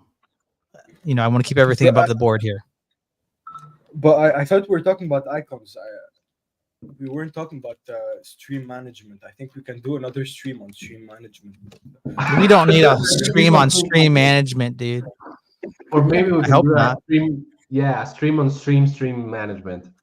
Right. Now Nadim is the bureaucracy now. He's like, all right, you gotta fill out this form. Did you take the test on stream management? You have to make sure you're not allowed to. You're not grandfathered in. You have to do that test. Okay. What were you saying about? What did you want to add? You were saying there's actually a good view on what you were saying, like the abs and stuff. No, the point with that story was simply to say that people can communicate a lot of theology through icons, and it's sometimes difficult to understand that we need other people to help us interpret them because sometimes we can go a little bit off. Like for example, the mushrooms that DPH thought led to the theory that psychedelics were part of the original communion chalice, and that's not true. And other than that, I was going to say that it was very important for me and my growth spiritually to take seriously iconography because it's basically a way which mimics, let's say, the way we should participate in the Christian life, which is incarnate, which is, let's say, embodied. And the icon is a very good way to show how we can, let's say, venerate saints and worship God through created materials. So that was what I was going to say. Mano, hello. How are you doing, sir? Good. Congratulations, man. That's pretty huge, bro. Thank you. Yeah, we want to keep the quality of the stream up. If anybody wants to support it, help us bring up the quality of the stream. Like I said, all of the money will go right into the stream, into editing programs and building a studio. Need to fund that. So, we're going to keep on going. My gosh. What's going Nadim on? Nadim spent some of his mom's money. Somebody's going to get a membership. Stop saying that. What are you guys up to today? Today? Is today the first day that you guys got monetized? Yeah, today is. Yep. So I'm at work, and Nadim's like, "Hey, we're gonna stream on this documentary about icons." All right, it's Nadim's show today, so it's gotten weird. I didn't say that. I asked him weird. I'm not responsible. It's been a fever stream in some of the right ways and some of the wrong ways. Oh my gosh, first person Q, you were lurking and you got a reward, my dude. I can never tell what's going on with your profile picture. Like it looks like there's a jellyfish attached to you. It's like, Come on, man. Oh my gosh! Whoa! The whole chat is Gifted 5 memberships, my dude. That's we don't have enough people in the chat to get all those. boom. Is that what happens? When people keep joining, First person Q gifted and didn't even get the membership for himself. You see that he's so selfless. Oh my, yeah, that means he has to buy one more. Oh, unless Nadim, you can gift it, maybe he'll get it. Wait, Mr. Westford, you said you're at work or you're at home? No, I was at work, and Nadim was at like, work. "We're gonna watch this documentary," and then the first 40 minutes was just me trying to. Oh, was that yesterday? Oh, yeah, that's right. I wasn't. I was at work yesterday, and I was like, I can't do it today. Anyway, yeah. So stop. pedantic, semantics. You're being semantic. I can't hear this guy. You're acting as if you didn't want the stream. You wanted it. All I'm saying, I said yes, and I had no idea. Rapey. Huh? That's very rapey of you, Nadim. You wanted Right, it. You wanted the stream. Yeah. You're trying to put the weird. I saw the way you were dressed. You're trying to put the weirdo pin you're giving to me. I know. We all know you're the weirdo. All I'm saying is that Nadim didn't even tell me what documentary we wanted to watch. He was like, a documentary, icons, we're going to watch it. Okay. Oh, the Serbian one? The one that's like 7 parts? Yes, that one. Yeah, that's Oh, yeah, the Serbian one. Yeah, that's awesome. That's awesome. Oh my gosh. I should have been saying it was monetized this whole time. It just floods as soon as they say it. Yeah, as soon as I give the membership, definitely the first day you get all the people. Get some going. love. It's awesome. You get some love. Then you got to earn it after that. Got to perform. The most that we got was the day that I was playing live music. Mm. So you got to start playing some live music. I never seem to want to stream. Well, I don't know. Yeah, I don't know. Yeah, look at the camera angle, man. Come on. What do you mean? Like he's so invested. Come on, look at his camera angle. You know, he actually. Yeah, nobody else allows. I mean, close-ups are like one of the most emotionally impactful parts of movies. So I mean, what am I doing it wrong or something? Wait, Yeah. speaking of icons, what's that icon behind you, Westford? This is the presentation of the Theotokos in the temple with Joachim and Anna. Oh, nice. Oh, and Mano, I didn't get to tell you in person, maybe in chat, but like, congrats on your trip. Oh, thanks. I'm Thanks. knocking stuff over. It's just the first steps, so nothing to congratulate just yet, but first steps. No, I mean, congratulations on being able to go to the trip and doing all Oh. this stuff. Like, Thanks, man. It was pretty cool. It was pretty cool. Father Turbo, I'll say it again, is the real deal, man. Father Turbo is the real deal. yeah, I hear that a lot. He came to our parish. I think I already told you. He came to our parish. Like, I want to say 6 months ago. I wasn't there. I didn't meet him, but like, the people at our parish loved him. So, Where's your parish? in London, he's actually friends with one of our priests. He's friends Like with our former- everybody. Yeah, he's an American. He came to the UK. The priest. So yeah, that's nice. I think he was part of like their group before they converted or something. Yeah, Father, recite the creed and see if Mano bursts into flames. Like, I don't know if you saw the boomer yesterday on the stream, but it was wild. I heard about that. That's the I didn't watch it, but he's the Jewish, the Messianic Jew, right? That was also, he jumped on David Patrick Harry's once. He is, yeah. Yeah. He tried to. Was he a blast- Messianic Jew?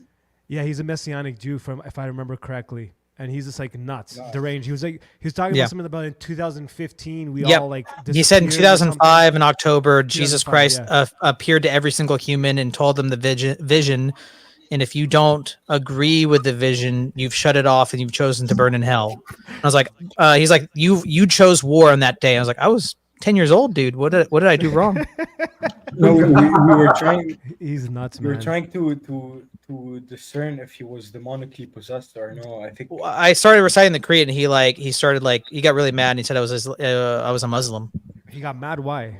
I just started reciting he was like, you don't know what you believe. You don't believe Jesus is God. I was like, this is what I believe. And I started reciting the creed, and he, Dude, the fact burst that, it that he has grammatical issues calling himself a Messianic Jew, if you accept Christ, you automatically you're Christian. So by definition, that cancels out the Jewish part. Like, come on, man. well, I mean, it's like there's a lot of Protestants that are about that, and it's kind of Yeah, like 'cause they're retarded. If I can be. yeah, so it's kind of like bold. Judaizing stuff. Yeah, totally. I think you. Although there's some I think great you ones.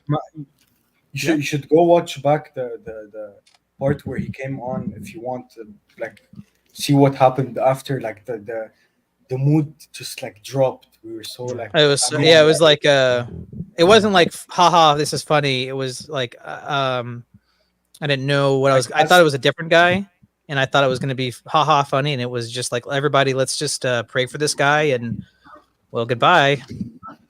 Well, that was what was going to happen. Like, that's like, I knew it would happen. It didn't kill my mood and couldn't care less because I knew that was going to happen. But like, we shouldn't be superstitious. Like, the dude could be just psychotic and not demonically possessed, and like, we can pray for him and that's it, and not let us affect us that much, because that would be, I think, demonic. Like, to let that kill our mood. Like, dude's made in the image of God as all of us, and if he's wrong and he cannot hear it, like, we just leave it up to God to work things out. It's just, but we shouldn't have invited him over. I think that's where we went. Well, I thought he was a different guy that was on Cotel, like this guy who's kind of like Gnostic and like didn't even the guy did one. Yeah, he's the guided one. He said that like he had the entire history of the Byzantine Empire like exactly backwards. I thought it was that guy.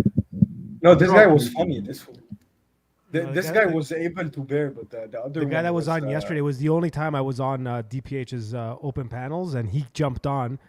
And Father Deacon Ananias was there, and as he was talking, I'm like, Protestant, and like, what kind of Protestant? Because he was like going off in a negative way, and then Father Deacon Ananias was like, "Yep, get rid of this guy," and then boom, he had to like pop him when he started. Yeah, crazy. he definitely he should have been let off the stream earlier. He was able to talk more than he should have. Yeah, Been it's able to it's a talk. lot of that. For the record, when I was in Texas, I met a lot of pretty cool Protestants that were open-minded and open to having really cool conversations. Just to be fair, there was a lot of them that I met in Texas that were very curious, very ortho curious. They asked a lot of good questions. There wasn't anything weird about them.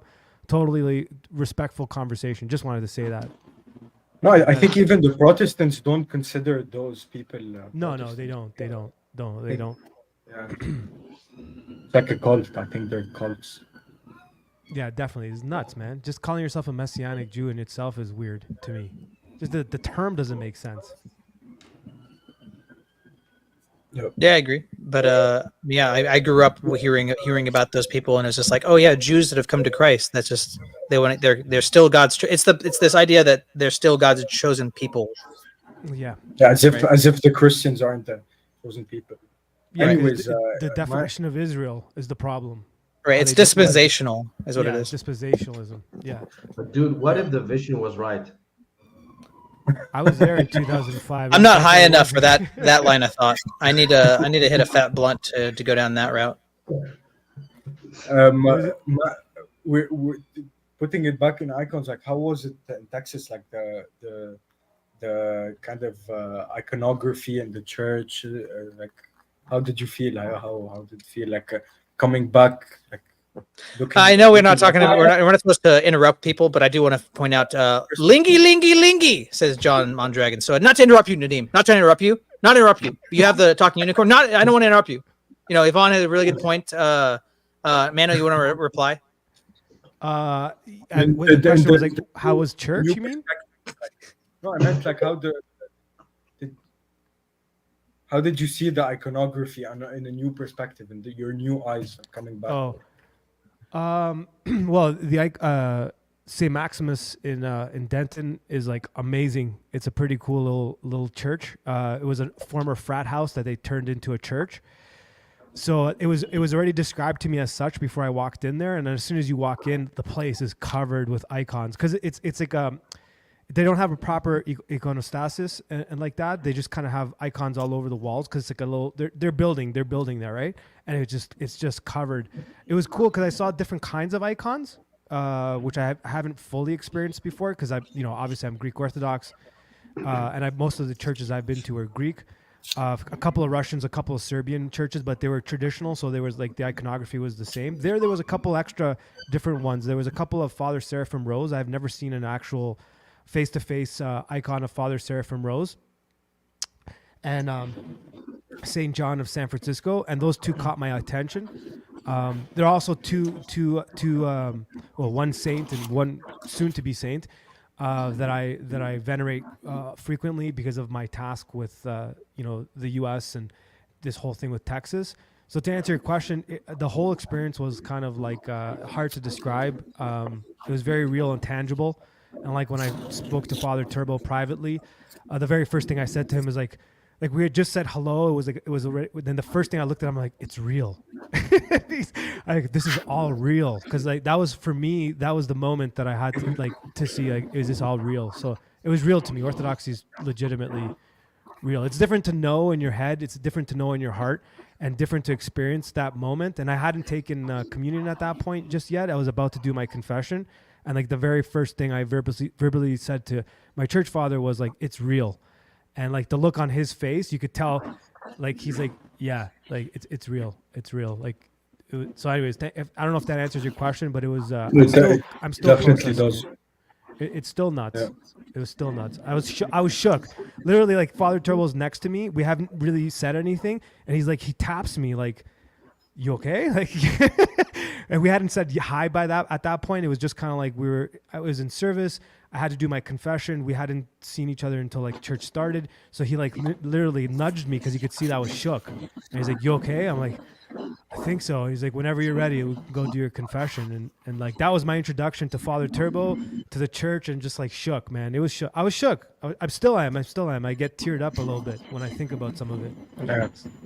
It's nice to have this kind of first look experience. I didn't really have one because like my the parish I go to, it's like it was the only one I went to even in London, and like we rent a Catholic church because like we were kicked out of the old church. So like I didn't experience this when I came back, but I definitely experienced this feeling when I kind of knew like how important liturgy was, and like the beauty of the liturgy itself. That's when I got like this feeling, this like grace. I felt the grace of God at the time when I understood like liturgy, like what's happening. And but didn't have this experience until like I came back to Lebanon like a couple of months later to churches I've already been at. So, but yeah, it's nice to have like this feeling, this grace when you enter a church. Yeah, it's definitely. I hear echoes. Is that me? I'm not sure. Hold on, no, I can't. Check. No, okay, good. We're good. Yeah, it definitely is. It definitely is. It definitely was weird going back to church, because the last time I had gone to church, I definitely wasn't Orthodox, so it was different. It was different, definitely different. I remember the first time I went to an Orthodox church physically. I had like my hopes up. I had my head full of like the show and like iconography and this and that. And when I started seeing, for example, I don't know, the old people who cannot even walk properly, like bow down to the icons, and like that was, yes, I was home. Like the first liturgy, I cried 2 hours straight, like the whole liturgy. I was crying, and it was like I'm home. I finally arrived home after like. Oh my God. Yeah. Look at what Wally said. What happened? Did No, I miss something? I don't. Oh, full of abs. Yeah, I know what you mean about finding it home. It's weird. Wes left. Well, he took off. He's Like, gone. No, because Full of Abs has a backstory, like from like 30 minutes ago, but a story Ivan said. So Are we showing pictures of abs? I got pictures of my abs from back in the day. No, it's worse. It's borderline blasphemous. Oh, okay. Let's do that. Come on, Wes, come back, Wes. We're gonna stop talking. No, about he's probably getting his ear chewed by his wife. Like, why are you always like streaming? You need to take care of your children. Hey, John's in the chat. What's up, dude? What's up? Well, Manuel, Mela Forta, always there. I'm just looking at the chats. My man John. Yeah, it's is the there. G's. It's the G's. All part of the Spooniverse, man. The Spooniverse is building. It's someone in Texas was like, "You're the guy with the spoons." I was like, Actually, yeah. How do you know about that? It was weird. Is it, how did they tell you how they found the channel? Or? Germanus and a few others that are in that parish spread the word around, I guess. And then the project that we're trying to work on in Texas, a lot of Texans have a lot of love for the property we're looking at, possibly doing our thing if God willing it goes through. So a lot of them were like rooting for us to make this happen. You know what I mean? So they wanted us to build this thing. Nice, spread the spoon. Your project sounds good. When I was watching like the stream when you came back, it sounds really cool, and if God wills it, it's gonna happen. And, yeah, that's why we keep saying if God wills it, we'll build it. I just had a meeting today with the lawyer. The lawyer, that's funny because the lawyer on the other side, right? He loves the project, and he's actually like not acting like a lawyer. He's kind of like pushing our project through. So I mean, God is definitely working some wonders. I don't know what's going on. The only thing that's left is finding some cash. But everything else is in play. I have a meeting with an amazing priest that I met there. Father Theophan, he's incredible. He should be doing podcast. Actually, he's really great, and he's representing the bishop of the South currently. And yeah, if things go through, that's one obstacle, and the other one is driving some funds into the project. But there's a lot of people that are interested. And I don't know, it could turn into something. If it does, the crazy idea I have, nobody seems to think is crazy, so that's good, including Father Turbo and a few other priests that are hardcore. I met some really hardcore, for real priests down there, and they're all in support of it. So who knows? Maybe we'll have a spot in Texas for everyone. Lord willing, Lord willing. Get Definitely. Ivan out of Spain. Yeah, get him out of Spain, get him into Texas. Yeah, honestly, like even that was the closed door for me. It's like, how am I going to get my Canadian family there? And then we found a way around it. Like if it goes through, it may not go through. Like the last two steps are crucial, but the steps that we just went through, we shouldn't have gone through. Like we should not have gone this far. So I mean, now that we are, it's possible. So like getting people outside of other countries to come there, I'm working on that too. So yeah, it's very possible to get someone from Europe to come there. Definitely Canada is open now, and Mexico is open. So I got like Mexican people, because I want to bounce people back from Mexico and Texas. But how so? Is there like a is it like a stat legal organization or something like you named it, or is it a NGO or a non-profit or? It's a combination of both. So it'll be like a nonprofit as well as a corporation that we're trying to put into play. I mean, we're pretty far away from like getting this done, but like I said already, we shouldn't have come this far. So to answer your question, it'll be a little bit of both. So, and I, if it does go through, there's going to be some jobs to hire people and blah, blah, blah. So we can get them in that way and a few other ways. Like as a Canadian and my situation, I can even, there's some loopholes we can like legal loopholes that we can apply. That's the one area that I'm weak on this project is like, I hate bureaucracy. I hate paperwork. I hate all that stuff. So that's in Manny's camp and a few of the other people that are on the council I'm trying to put together.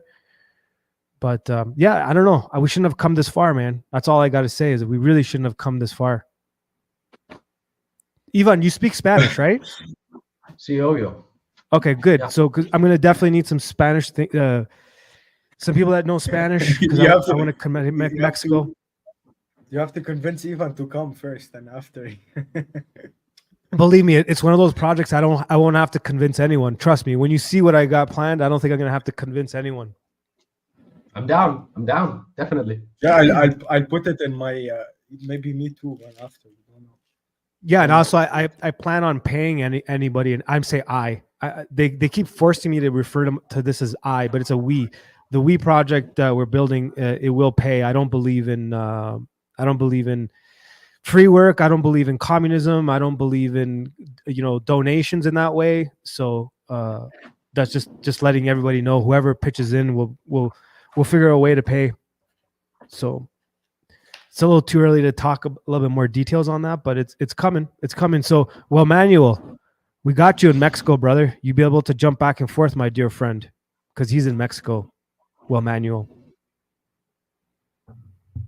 Yeah, Moldy is saying in my chat, he's like, pay straight cash for me. Who pays straight cash? Sorry, who? Like pay straight cash for the project. Sure. No problem. We'll have a crypto component.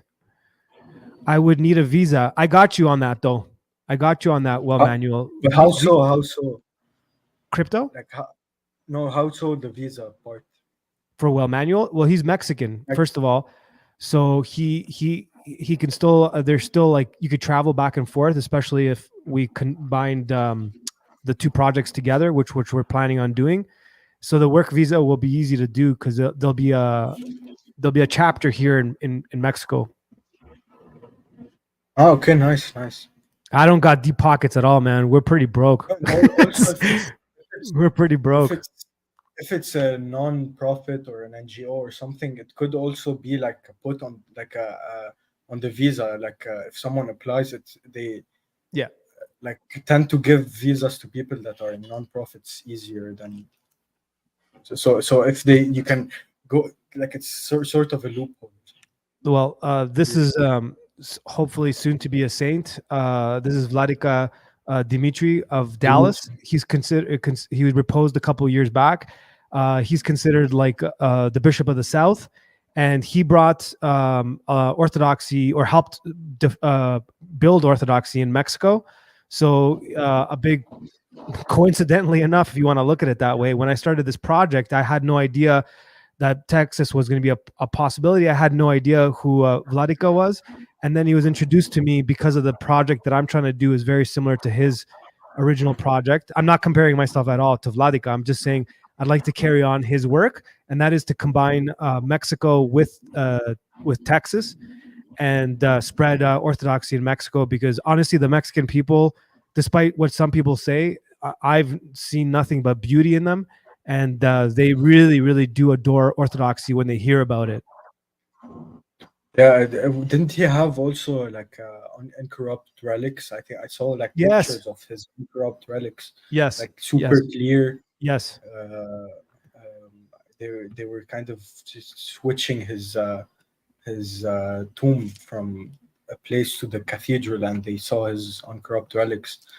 And yeah, I read like some stories about him. Like he sounds like he was a very holy person. So Definitely was. I'm learning more and more about him, and I want to dedicate the project to him. You know, I can't say any more than that because it hasn't been confirmed by clergy, but I would love in one way or another to dedicate the project to him. Like, I don't know if I mentioned it, but the church has to be a part of this, or I'm not doing it. So they'll be on half of the. Basically, the idea is the symphonia between church and state, and I'd like to dedicate the project to Vladika. Yeah, all I'll say is there's a lot of weird coincidences, if you want to look at it that way, that I've acknowledged might be preliced. I acknowledge that they might be preliced, but no priest has told me that they are. They're all open to it not being preliced, but he seems to be quite involved in this project. So it's not me. It's his. No coincidence. There's no coincidences in God, you know. With there are none, but there are moments of prelace where sometimes we associate a situation as if it's God sent, and it may not be. So I'm open to that, because a big part of what's going on here for me is I have to make sure that my ego is in check. It hasn't taken over at any point. I don't look at it as my thing, but I have to keep that in check. I also have to keep in check that there might be just some incidents that are not promoted by God, if you want me to put it that way. I don't know how else to put it. So I just have to leave that door open, and I check with the priests often, both on my ego, both on my mission, and that some of the bizarre things that are occurring are, you know what I mean. I don't want to say any more than that, but I will say that the priest that is at St. Maximus in Denton, he's Vladika's spiritual son. So there's that connection. So I did check with him as well, and I have his blessing on this. And he's quite the stern priest. He's no joke. Yeah, I have his blessing to pull this off. So Moldy is saying that Mano is the Senate. I am the Senate. Yeah. I guess you could look at it that way. I'm part of. I have a council of 5. I'm trying to confirm 2 more spots, 1 more spot. Everybody's Orthodox on the council except for one, possibly may not be, but he's exceptionally ortho-curious. I had a meeting with him today, and we talked about icons. He's very, very curious about icons. So, and then there's the clergy. Hopefully that goes well. So prayers that conversation goes well on Friday. If that happens, then yeah, I don't want to say much more than that, but it might all fall apart. If it does fall apart, I'm not giving up on Texas. I already have a plan B. Yeah, I would add, Mano, that Moses killed an Egyptian the first time he was trying to act on behalf of God. Mm-hmm. Basically, he made a mistake. But if you look at the sweep of his story, like, he eventually corrected his path. Like, he was going in a slightly slanted direction, but eventually, like, even if you're making mistakes in the I think that the general direction is good. So, like, God will God will correct whatever. So it's not like, oh, you made this mistake, now the house of cards falls, and like it's Yeah, it's true. probably, I think if you have all these blessings from the priest, and you see that there is like this bubbling up desire for it, glory to God. Let's hope, let's pray, and let's let's really put our hearts to all of this, and may the Lord bless it. Oh, thanks. And I hope so. yeah, so yeah, glory to Yeah, God. it's, Wes, what's up, bro? You're not doing that. Hey, what's up? More work. he's got the glasses going. Yeah, my daughter wants me to wear them. Do you need glasses? Sure. Do you What need did you say, glasses, Ivan? man? Do what? He needs glasses. Do you actually need glasses, or To like see good. Yeah, okay? You never wear them on stream, though. yeah, I know. I barely wear them at all. Okay. Would you move from where you are, Wes? Potentially. I mean, the biggest thing keeping me here is we just bought property 2 years ago, and also we have a very strong Orthodox community here. There's like 5 parishes, pretty close to each other, that we're all Oh. interconnected, and we go to each other's feast days, and we're just interconnected parishes. Glory to God. That's beautiful. Nice. Yeah. Well, 5 if you set this up, I'd like you to come down and check it out. Yeah, I mean, I will travel places, Yeah, you should. I'll make sure it happens. especially to my homeland back in the South. Oh, that's right, because you have connections to Texas, don't you? Yeah, my dad's side of the family is from Texas. He moved from there to Tennessee like just before I was born. Okay. I have to say, Texas, from what I saw, and I saw a decent amount of it for the 3 days that we were there, it's like Orthodox, like, I don't know, man, what to say. I don't want to say too much, but it's like an Orthodox amusement park, man. It's exploding to the point where if we pull this off, one of the things we're going to try to do is help clergy get trained, because they have a shortage of priests there, like big time.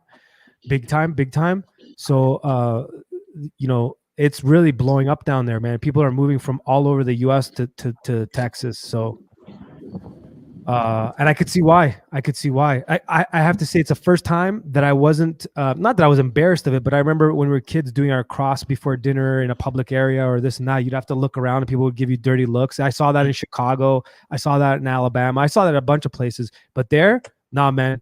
We walked into a Mexican restaurant with an Orthodox priest that was clearly an Orthodox priest, and he looked like an alien to other people, and nobody batted an eye.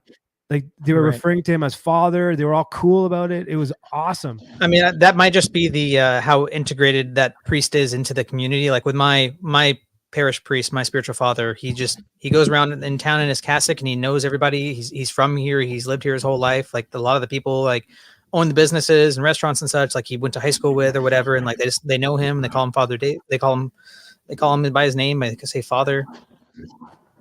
That's awesome.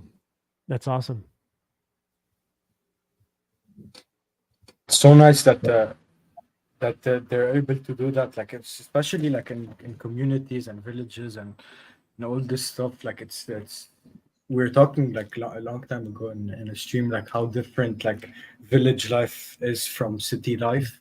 Mm-hmm. Like how much less passions are able to like go through a good True. community than actually a city, because like everyone's sort of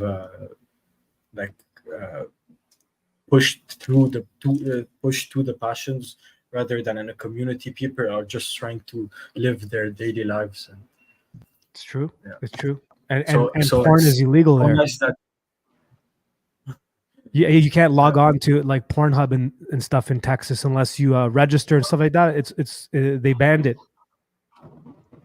yeah, and it's so nice that like Wes was saying, like an Orthodox priest can like come from the community. That's super nice, and it's probably like a mostly Protestant community, and like of course it brings people to Orthodoxy, which is beautiful. Glory to God. It's true. Yeah, Moldy saying Well, in guys, that chat that I'm gonna hop off. It's pretty late for. Okay, brother. Have a good night, my friend. Sure. Oh, goodbye. Nobody's saying in my chat that this is the least he's heard Wes speak, Sorry. and he. Thank you for highlighting that one again. Thank you. He would. He would want Manu to hop on. Well, oh, speaking of, Wes, I'm thinking Yep. about doing a Board No More episode thing next Thursday. So I'll reach out to you, see if you're available, and we'll see if we could do another episode of Prop Prattle. Part Yeah, 2. dude. I've got many more songs to go through. I also have an idea for you, Mr. Nadim. I'll send you a message, Matt Nads. Sure. What's your That would be nice. time that you're available? Because you're in the UK now. So where? Yeah, it's much more than before. Okay. 2 hours. We gained 2 hours. Okay. So like sometime like earlier, like 3 like, well, I guess you wouldn't know what time. 3 would work. 3 would work. It would be like maybe 11 here. So Okay. I think 3 would. Okay, we'll see. All right, we'll see. Yeah, John, big Nads, yeah. The Nads, bud. The Nads. Did I start something by calling you Nads? Yeah, because Nads is actually slang for testicles. Yeah, I know. I Testicles. I know. That's why I called you Nads, dude. I know. I don't mind. My game tag used to be Big Nads. On Big Nads. Oh, John's Big Nads commenting. 72. John's commenting on the Nads. So one of the things that I wanted to do with this, so I don't mean to keep talking about this project, but like, because that's all I think about now, is I want to have an area where, like, if someone's like ortho curious or even wants to debate a priest, they can come to the site and then set them up with room and board, and they could talk to priests. Oh, like That's probably like an Orthodox church. Not a catechism though, but like, because it's in the South, right? You have a lot of like Baptists and evangelicals that go buck wild, right? Instead of debating or talking to me, I'll be like, just come on over, man. Do you have a night? Oh, it's too far. No problem. Room and board, brother. Sit down and talk to this priest. You guys can have it out, you know? That's just missionary work. That's what's going on in Florida. Oh, with the hurricane. Yeah, it's missionary work, I'm hoping. Yeah, it's crazy. There's, I think Congress. I'm gonna say where it comes from, the source. It's from Alex Jones. So like, you take it as you want. But they're saying Congress actually confirmed that there was some devices used, like some thermal devices used for that hurricane to be pushed where it is and to be as big. So they did that in see, the thing is, nobody talks about it, but last year in Mexico, we got hit by 2 massive hurricanes. One of them hit Acapulco, a category 5, and it went from a 2 to a 5 over like a matter of hours, which it shouldn't do. And if you looked at it on the map, it made a right-hand turn. It went straight up and then went bam, and it hit Acapulco.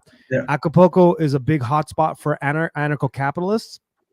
Jeff Berwick, the Dollar Vigilante and all that, they're all there. And it was one of the worst hurricanes ever. It smashed the crap out of it. At the same time, we got hit in Puerto Vallarta by a category 4.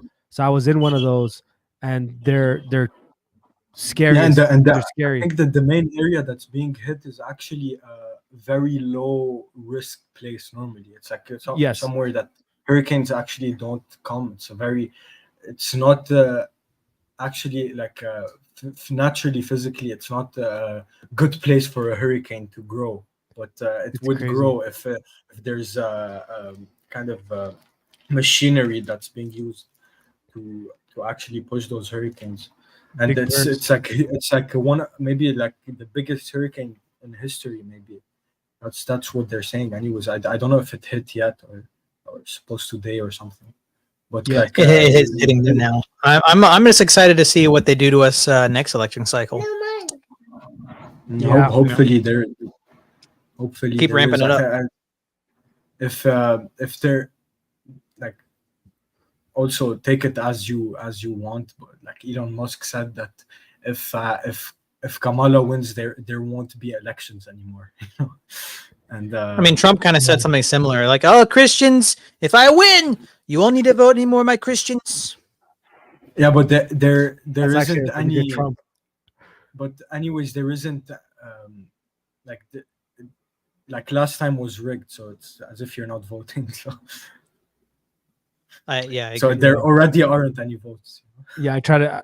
And on this subject, I try to keep my opinions to a minimum because I don't want to upset people. And I get it. Everyone's in a tough place. F it, bro.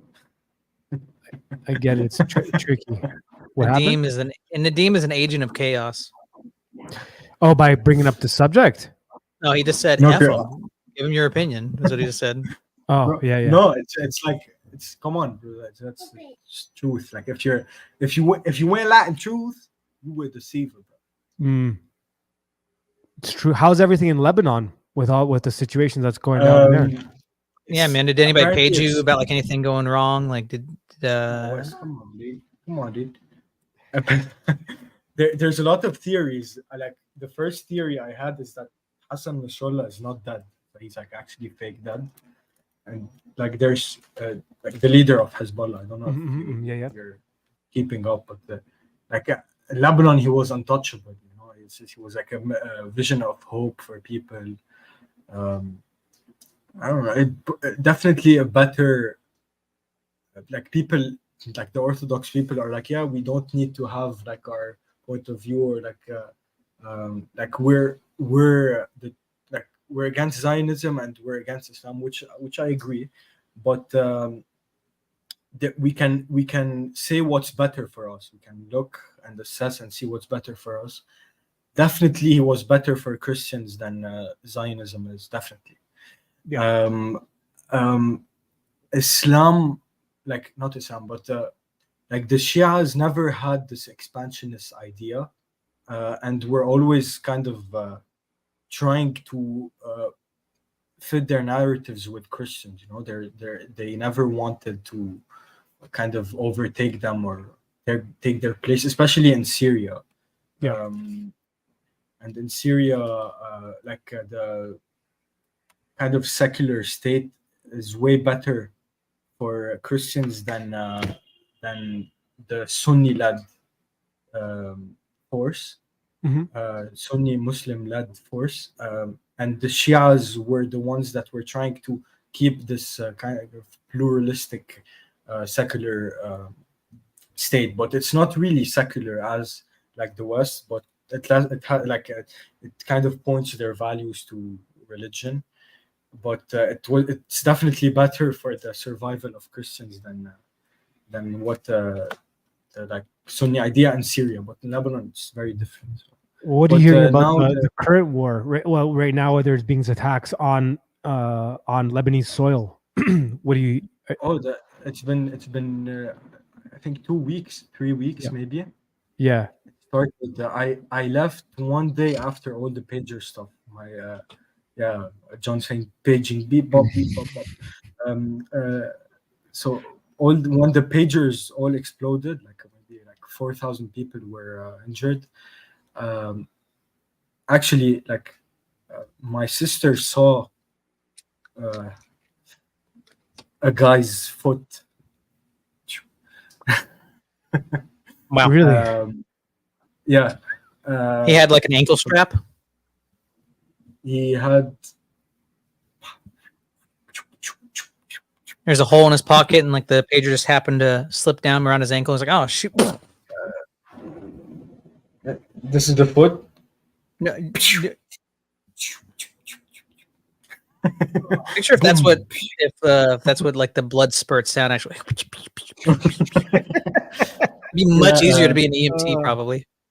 So it's like it was she was in a very like close part there, like it's not close to our home, but like now like took like a week and a half for her to be able to leave earlier than she was supposed to stay for like 2 months. Now she left. She's in a worse place. She's in France now. Oh yeah. But my other sister also is safe, and my parents are safe. Glory to God. Like my family's safe. We know people that have had their homes blown up. Glory to God. It's, everything now is speculation. We don't know what will happen, but I was talking with my dad. My dad, like, he knows a lot about the politics there. Yeah. He's saying like it's supposed to like slow down now. It looked yesterday night. There wasn't. They were able to sleep because there wasn't that much bombings last night. So hopefully, but I told him like, yeah, but the thief comes in the night. You don't know. I think right now, whatever you're looking at, whether it's politics, the weather, the economy, or any of that stuff, nothing is stable. Anything could pop off. Yeah.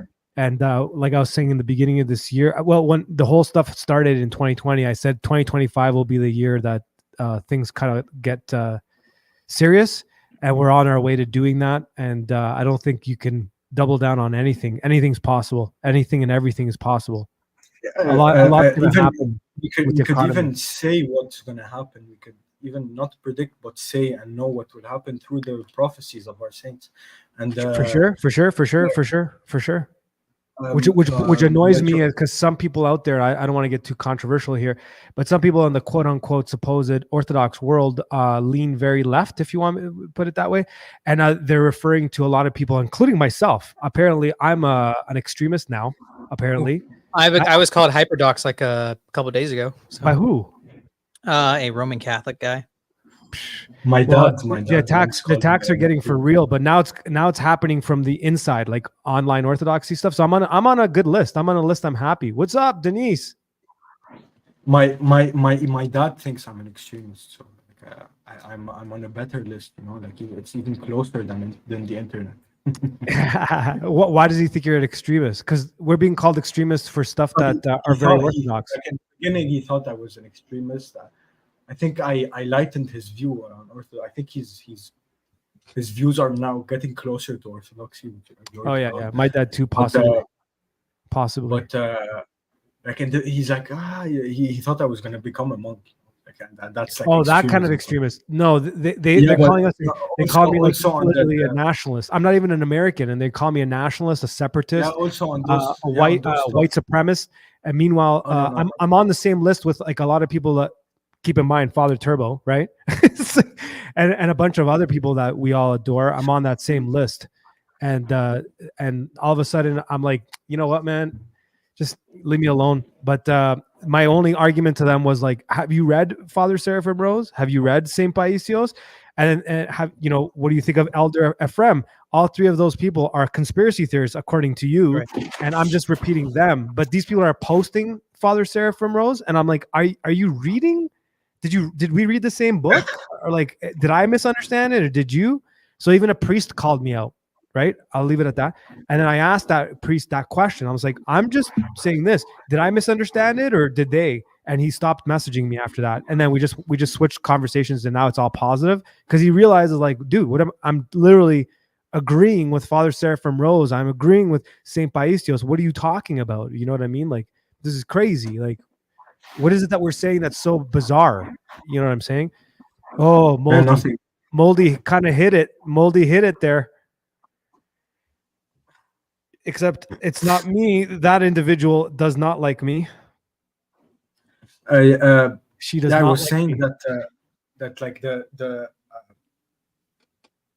Metropolitan Neophytos of Morpho, he was he actually referred to a prophecy of I think Saint Paisios, that as soon as the Jews, the Jews sent missiles to the nuclear facilities in Iran. Yeah. That's when Russia will get involved. He did that. He said that in 2019, and he said it in front of the Cypriot president at the time, right? And if you understand Greek, the translation's actually far worse than what he's saying. Like, because I speak. Okay, what is he saying?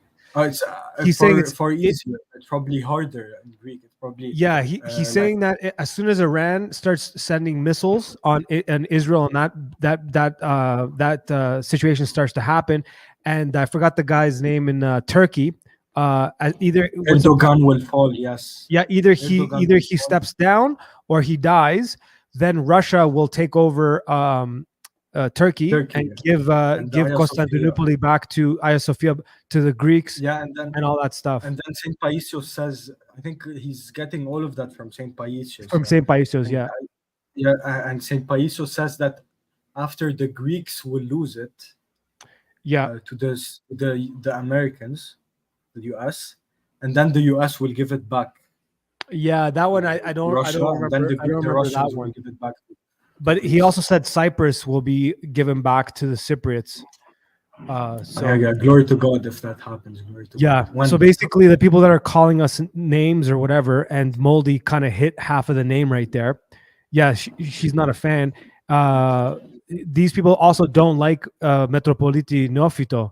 In fact, when I spoke to one of these people and I told them that Metropoliti Neofito is my grandfather's generation style thinking, that's how Cypriots think. He's very much Cypriot. He started criticizing him, and I said, "What's the issue? What is Metropoliti saying that's a problem?" And one of the answers was that he's too old school and not liberal enough, and he has an issue with bum sex. And I'm like, well, so do I. Yeah. Like, so I agree with him even more now. Like he said that. Well, good for him if he said that. That's how it should be. I agree with him. Mano, you're from Cyprus. Yeah. There's is there am I wrong in saying is it in Greece or in Cyprus? Because I visited once a monastery Mhm. there. It's or in Cyprus or in Greece. I can't remember. There's they call it the Monastery of the 99 Doors, and Well, is that on that there's Stavrovuni, one, where it has a piece of the cross? maybe it's possible. It has like a you walk and there's like it's a very small monastery and there's like a terrace and you walk down the steps and there's the church in the middle and like you go up and then there's the cells of the monk. It's like just like Oh. a square and there's like 99 doors.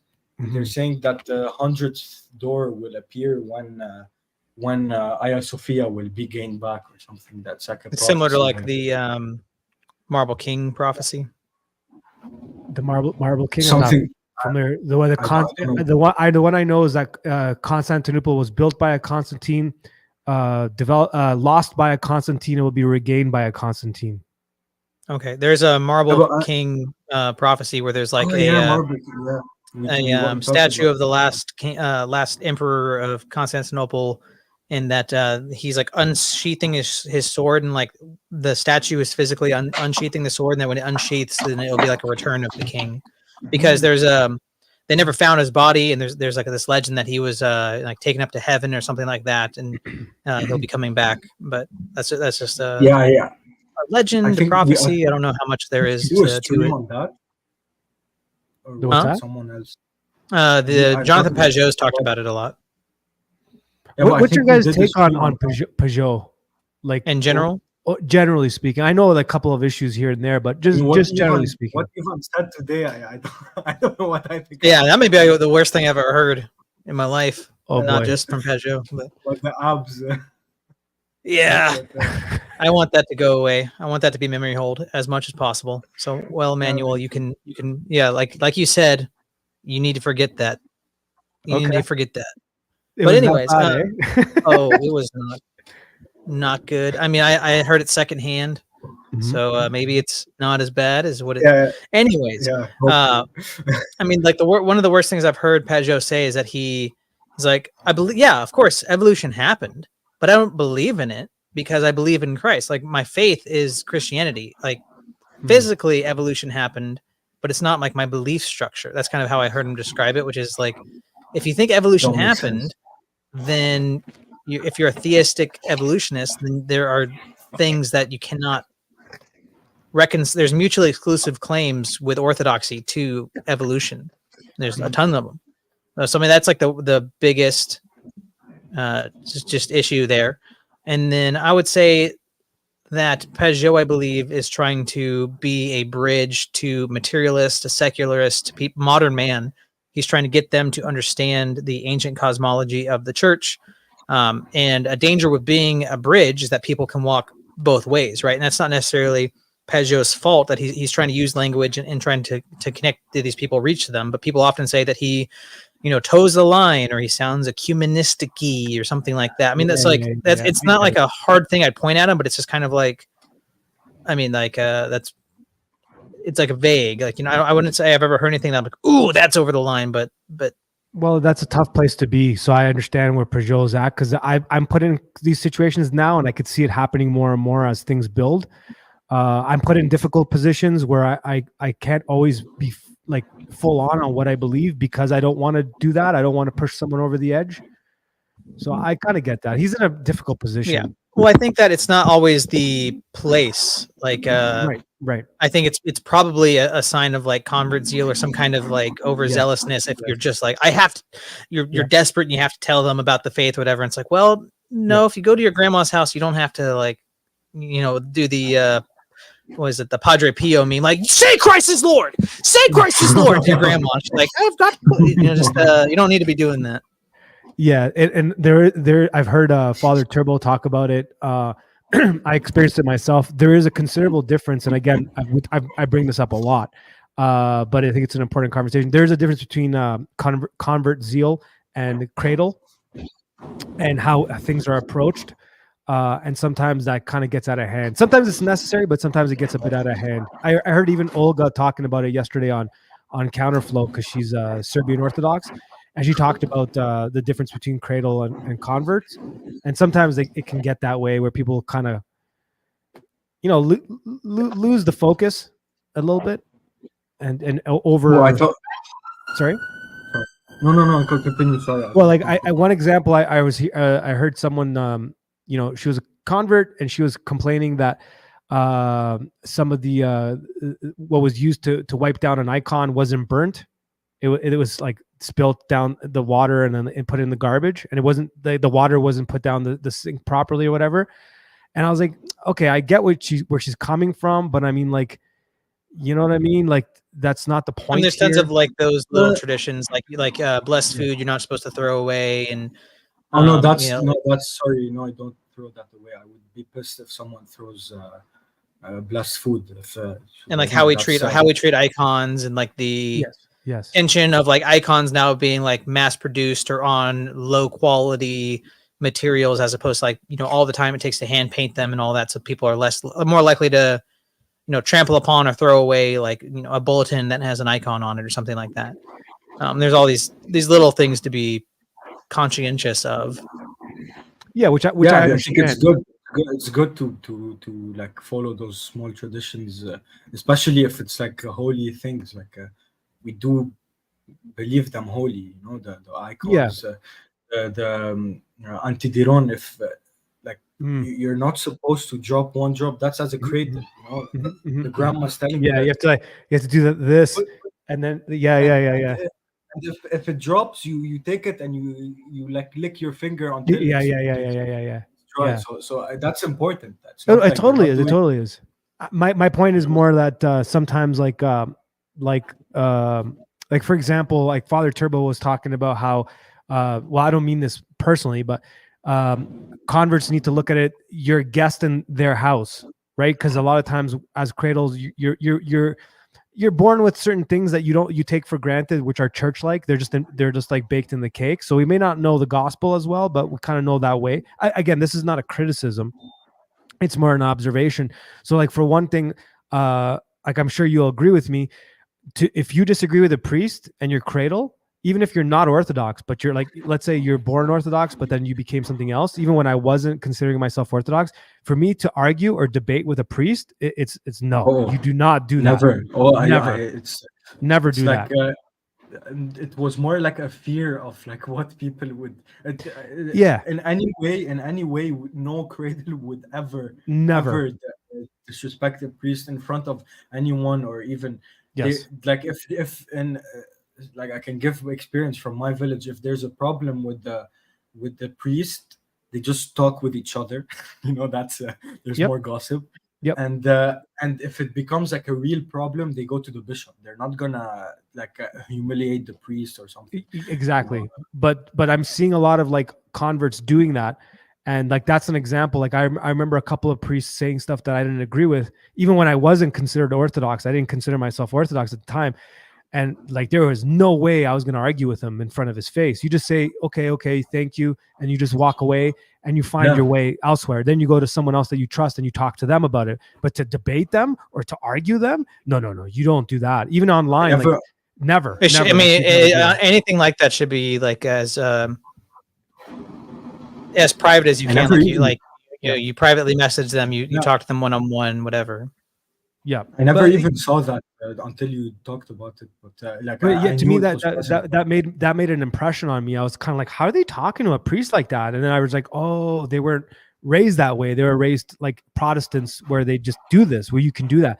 Right. And then I remember seeing it for the first time, or people calling out a priest like a legitimate. He's still a priest. He's not a schismatic or anything like that. How they not defrocked. Not defrocked. Like someone was accusing Father Turbo of some stuff, and I'm like, how dare you? You can't do that. Or even if like Father Peter here's got some heat or whatever, that's not how you go about it. You just don't do that as a cradle. Like that's shameful. Like I said, I consider myself a hermeticist and all this stuff, and I was going to church, and I was arguing. Like I wanted to debate the priest, but there was just something inside of me that was like, you don't do that. You just don't do that. You just walk away. Never. You never do that. You know, like even when I wasn't Orthodox, I still kissed their hand. Like I still did that. Yeah, like, It was just well, I mean, like this is going to sound scandalous to some people, but like if you met El Pitaphoros or if you met EP Bartholomew, yep, you should get his blessing. If you don't kiss his hand, you're like a schismatic. You're denying the church. You're denying or a Donatist. Exactly. You still have to respect their position, and you leave it to God to make that call. You don't make that call. Am I going to listen to them and follow them? No, I'm not going to do that. Right. You find the royal path that, like you see the error, but you do not. You're not a Protestant who just decides that you're your own authority. You still respect the office. You still respect the person who's in authority that is in the position of representative of Christ. Correct. Yeah, that's one thing. Like for example, my dad thought like I would blindly follow priests, and like I'm like, no, I'm doing this for myself and everything. Right. And then like there's it worked that the Sunday we were together in liturgy and Lebanon. We said like something I didn't like, but I'm like, I went like after the liturgy we were talking, and he's like, yeah, what do you think? I'm like, no, I don't think that's something that's actually. Like I wouldn't actually follow that advice or something. Like, oh, okay. Well, I thought you would blindly. No, he's a human. No. Come on. You're Orthodox. You're not Catholic. Right. There is a way. Like that. That's something that's also baked in the cake. Like I remember in Cyprus, there's a lot of people that don't like Metropolitan Neofito. Like in Cyprus, there's half of the island doesn't like him, right? And the one that's funny because the liberal people, the people that are more liberal Orthodox, they will disrespect priests, but the other side won't do that. Just like you just said with El Pitaphoros or whatever, they would still go and ask for a blessing, right? Yeah, you should. But the reverse side will not do that. Like I know people that will not go to Father Turbo and ask for a blessing because they don't agree with some stuff. Or like the ecumenists or like the left-leaning people that like have all these critiques of like Father Peter Hears. Yes, they should still go and get his blessing. He's a priest. He's never been defrocked. He's not defrocked. He's absolutely. He's just not in a. It's just a it's like a clerical issue. Yeah, it's not even his problem. It's the bishop's problem. Like the bishops have to find him a place. He's not defrocked. He's not. He's not actually like a schismatic. No, none of that. And I can hear a Protestant being like, "Well, so you're saying we should like turn our minds off and like just submit blindly, like you're a sheep?" It's like no, that obedience isn't blindly following. Like especially like I this was a while ago, but I was talking about like a part of my conversion, and like I was at a parish that had a lot of issues. And I was being catechized, and I started realizing that there, especially it was during Kuf, so there was all these like very apparent issues. And I went to a different parish and started going to getting catechized by a different priest, and then I was baptized. And they're like, "What is that? That sounds Protestant. You just like decided that you're not going to talk to that priest." I'm like, "Well, I mean, first off, I wasn't even a catechumen when I was going. So, and the guy explicitly told me that he is not my spiritual father. Mhm. So that like that link of a spiritual child and a spiritual son, if you look at monks and you look at spiritual children, spiritual fathers, you look at the abbot relationship to the monk, it is something that they willingly go under the yoke of the Mhm. spiritual father. They are Mhm. saying, I'm choosing you as the spiritual father. Lead me, guide me, Yes. help raise me in this way. Yes. So in that way, that's your will, and then you're submitting it to them. It's not just like, oh well, like you're, Yep. it's a vortex that you swirled me in, and I have no choice, and I'm a sheep. It's that's like I think it's Saint Paisios said, like, be careful when if we're talking to monks, be careful when you're looking for a spiritual father. And he gives examples of like these people decide that this Mhm. person's their spiritual father. They can't unless the person like basically like gives you the blessing to go to another spiritual father. Like that's it. And like Mhm. my priest will say, like, if you go to a monastery and you confess, Mhm. and the person that you're hearing the confession from, or that is hearing your confession, gives you a penance, my spiritual father's like, I can't undo that. I can't, like, he says you can't commune for 2 years. That's That's it. right. Yep. I can't do anything about that. You decided to go and get their guidance, and they gave you that. That's your obedience. That is your free will. That you're 100% right on that. Because like when the way it happened with me and Father Turbo after the episode, which I still, I mentioned it on my stream and I'm mentioning it again. The odd part is that I met Father Turbo in person almost 1 year to the day that he was on my show. Like I left Texas October 3rd. Last year, October 3rd is when I interviewed him. So anyways, I'll just throw that out. But after the conversation, even Father Turbo was like, really? I'm like, yeah. Like that, really? The way he I love says- that guy, man. So like, and the thing is, yeah, after the phone call, he's like, take my number. After the interview, he's like, take my number. And he became my spiritual father. But there was that moment where I chose to be like, I will, like, I thought about it. I looked, like, I saw his advice and I was like, okay, I will completely submit to you. And I let him know, like, it was such a manly thing to do. I'm like, I let him know. It was like my will of saying, like, I chose this moment. Because I had another priest I was talking to. I knew in my belly, like, this guy wasn't the right guy. He was a great guy. He helped me out a lot. But he viewed Putin as like the savior. And a few other things, and I was kind of like, I don't know if we agree. Did he have like here. a frame picture of him like shirtless on a horse? He might as well have. Because I was like, kind of like, I don't know if we're on the right same in the page icon here. corner too. He might as well have, really. And he was in Greece too, of all places. It was weird. So yeah, you're right. The free It's will better part than is some other priests. no, true. Some of the more left-leaning ones, Moldy had mentioned the person's name. I just can't understand that person. I just can't. He also I have no commented idea who that is. there was a debate The way between it happened Rachel. with Right here, he says Rachel versus Schwartz would be an epic debate. Absolutely. I have no idea who that person is. Sarah something Schwartz. She's the one that gave the little the sermon, I believe, if I'm not mistaken. Anyways, I shouldn't call out her name. I'm gonna get myself in trouble. Let's move on. a woman. Yeah. Let's move on. I don't want to get myself in trouble. What I'm trying to do with my podcast and all of you guys is, like, I don't want to get into the weeds of certain debates. I look at that name and it says meet that person's name. Talk about the feeling of wire walking the moment she fell in love with the circus. So yeah, I guess that'd be a interesting debate. I don't quite.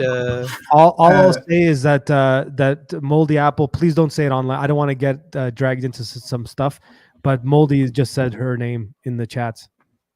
Well, Okay. I don't know how we could highlight this more than we actually are right now. That's so true. We can just move, That's so true.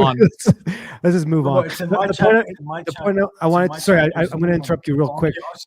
Only us three can see it and Moldy. No, well, if it's on. Oh, yeah. No. We'll explain later. Let's keep going. Yeah. So all I wanted to say is that I think with the online stuff that we're doing, I like a lot of this, the way you approach things, guys. In general, it's like, we're just trying to do good by what we're learning. We're not trying to, like, say that we know more than we do know, right? And we're not really getting involved into too many of the arguments and debates, although we are kind of sometimes. It's almost inevitable, and we kind of just leave it to the people that know better. Like, I think some people should do apologetics. I'm not one of them. I could see you, Wes, getting to that point. I can see Nadim down the road doing that, but I'm sure you'll get your blessings from your church fathers yeah. if that's the case. For me, it's not what I'm interested in, although people are pushing me in that direction. Like they want me to debate people because I can be good at it, but I'm not looking to do that. And I don't want want to them. create these issues because they're already coming for me. And the long list of names that I'm on, I respect each and every one of them. So I kind of was like, really? Okay, that's a good list. I'm on it. But I just want to avoid all the nonsense because it's quite silly. And I'll double down on saying the one thing that a lot of the people I do back, when they're offline, they're the same person that they are online. And some of the other questionable people that have tried to pull me are not the same. They're very different offline than they are online. I'll just leave it at that. Yeah, let me give my story about how like my spiritual father became my spiritual father. It Do we was have another hour? like Sorry, go on.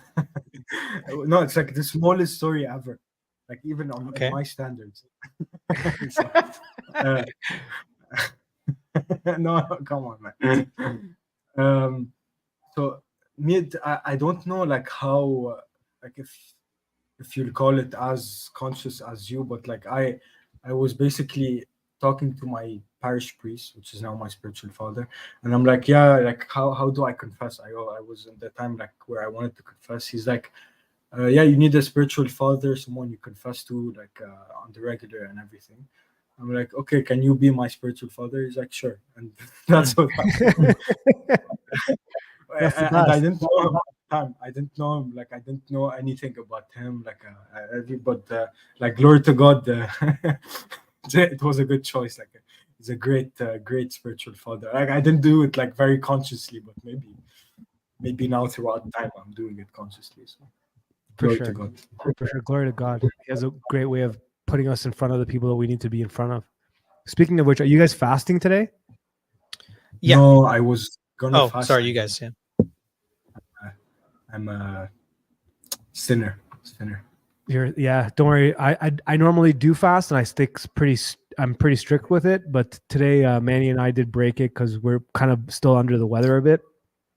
And that's not a good excuse, but I just thought I'd publicly admit Mine that. wasn't a good excuse. I didn't have any other food, so Oh, yeah. I that's mean, good. that's Oh, probably wait a the minute. main reason I break fast. Was I just like look at the fridge. I'm like, I have to like go to the store to make something fast. and I No, broke- just- I'll be right back. broke it. My broke it doorbell's at ringing. lunch.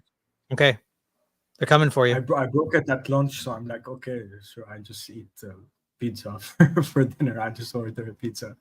I'm like, I already broke it. Like, what's the point? But All right, it washes the Nadim, food anyway. tacos or burritos? Okay, we had this argument before. Okay, my view kind of changed a lot throughout the years. I'm just gonna say no comment, but I'm gonna give both my perspectives. Okay, tacos are better to eat. You know their taste. Like I prefer eating tacos. Picture that reality right now. Like if sudden like the camera comes back on and it's just shirtless Putin talking to us, and I don't know, is Mano like, is there like a stream of blood on the We could wall get and the like AI Mano's that dead in did the that. background, or We could get the AI gymnastics. oh no, AI gymnastics shirtless Putin on a horse, and the horse is part.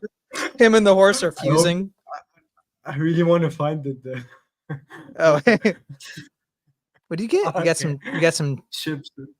You got a box. What's in Chips the and a bun. box? It's it's Mercado Libre, which is like the Latin American Market. Amazon. Good. I got my loop pedal so I could jam for you Nice. guys live. Nice. The free Dude. market. The free market. Look at this.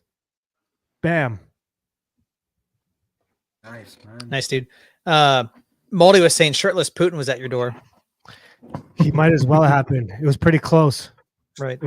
I thought when you guys were talking about abs, I thought you guys were going to be showing pictures of your guys working out. I was like, I should No. show workout pictures. No.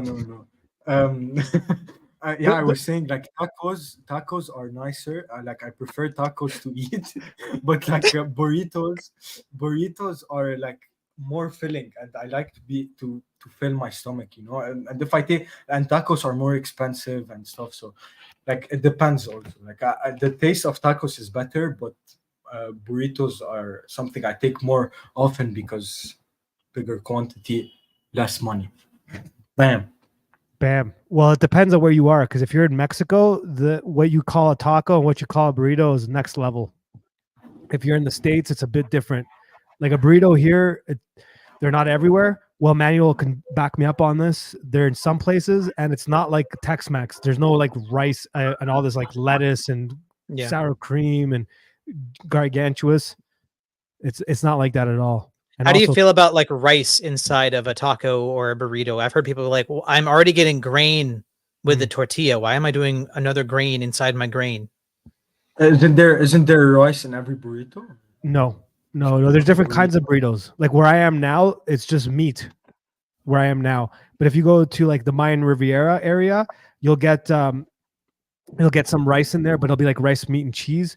Sopa, yeah, dude. Well, Manuel knows. Well, obviously he's Mexican and he lives here.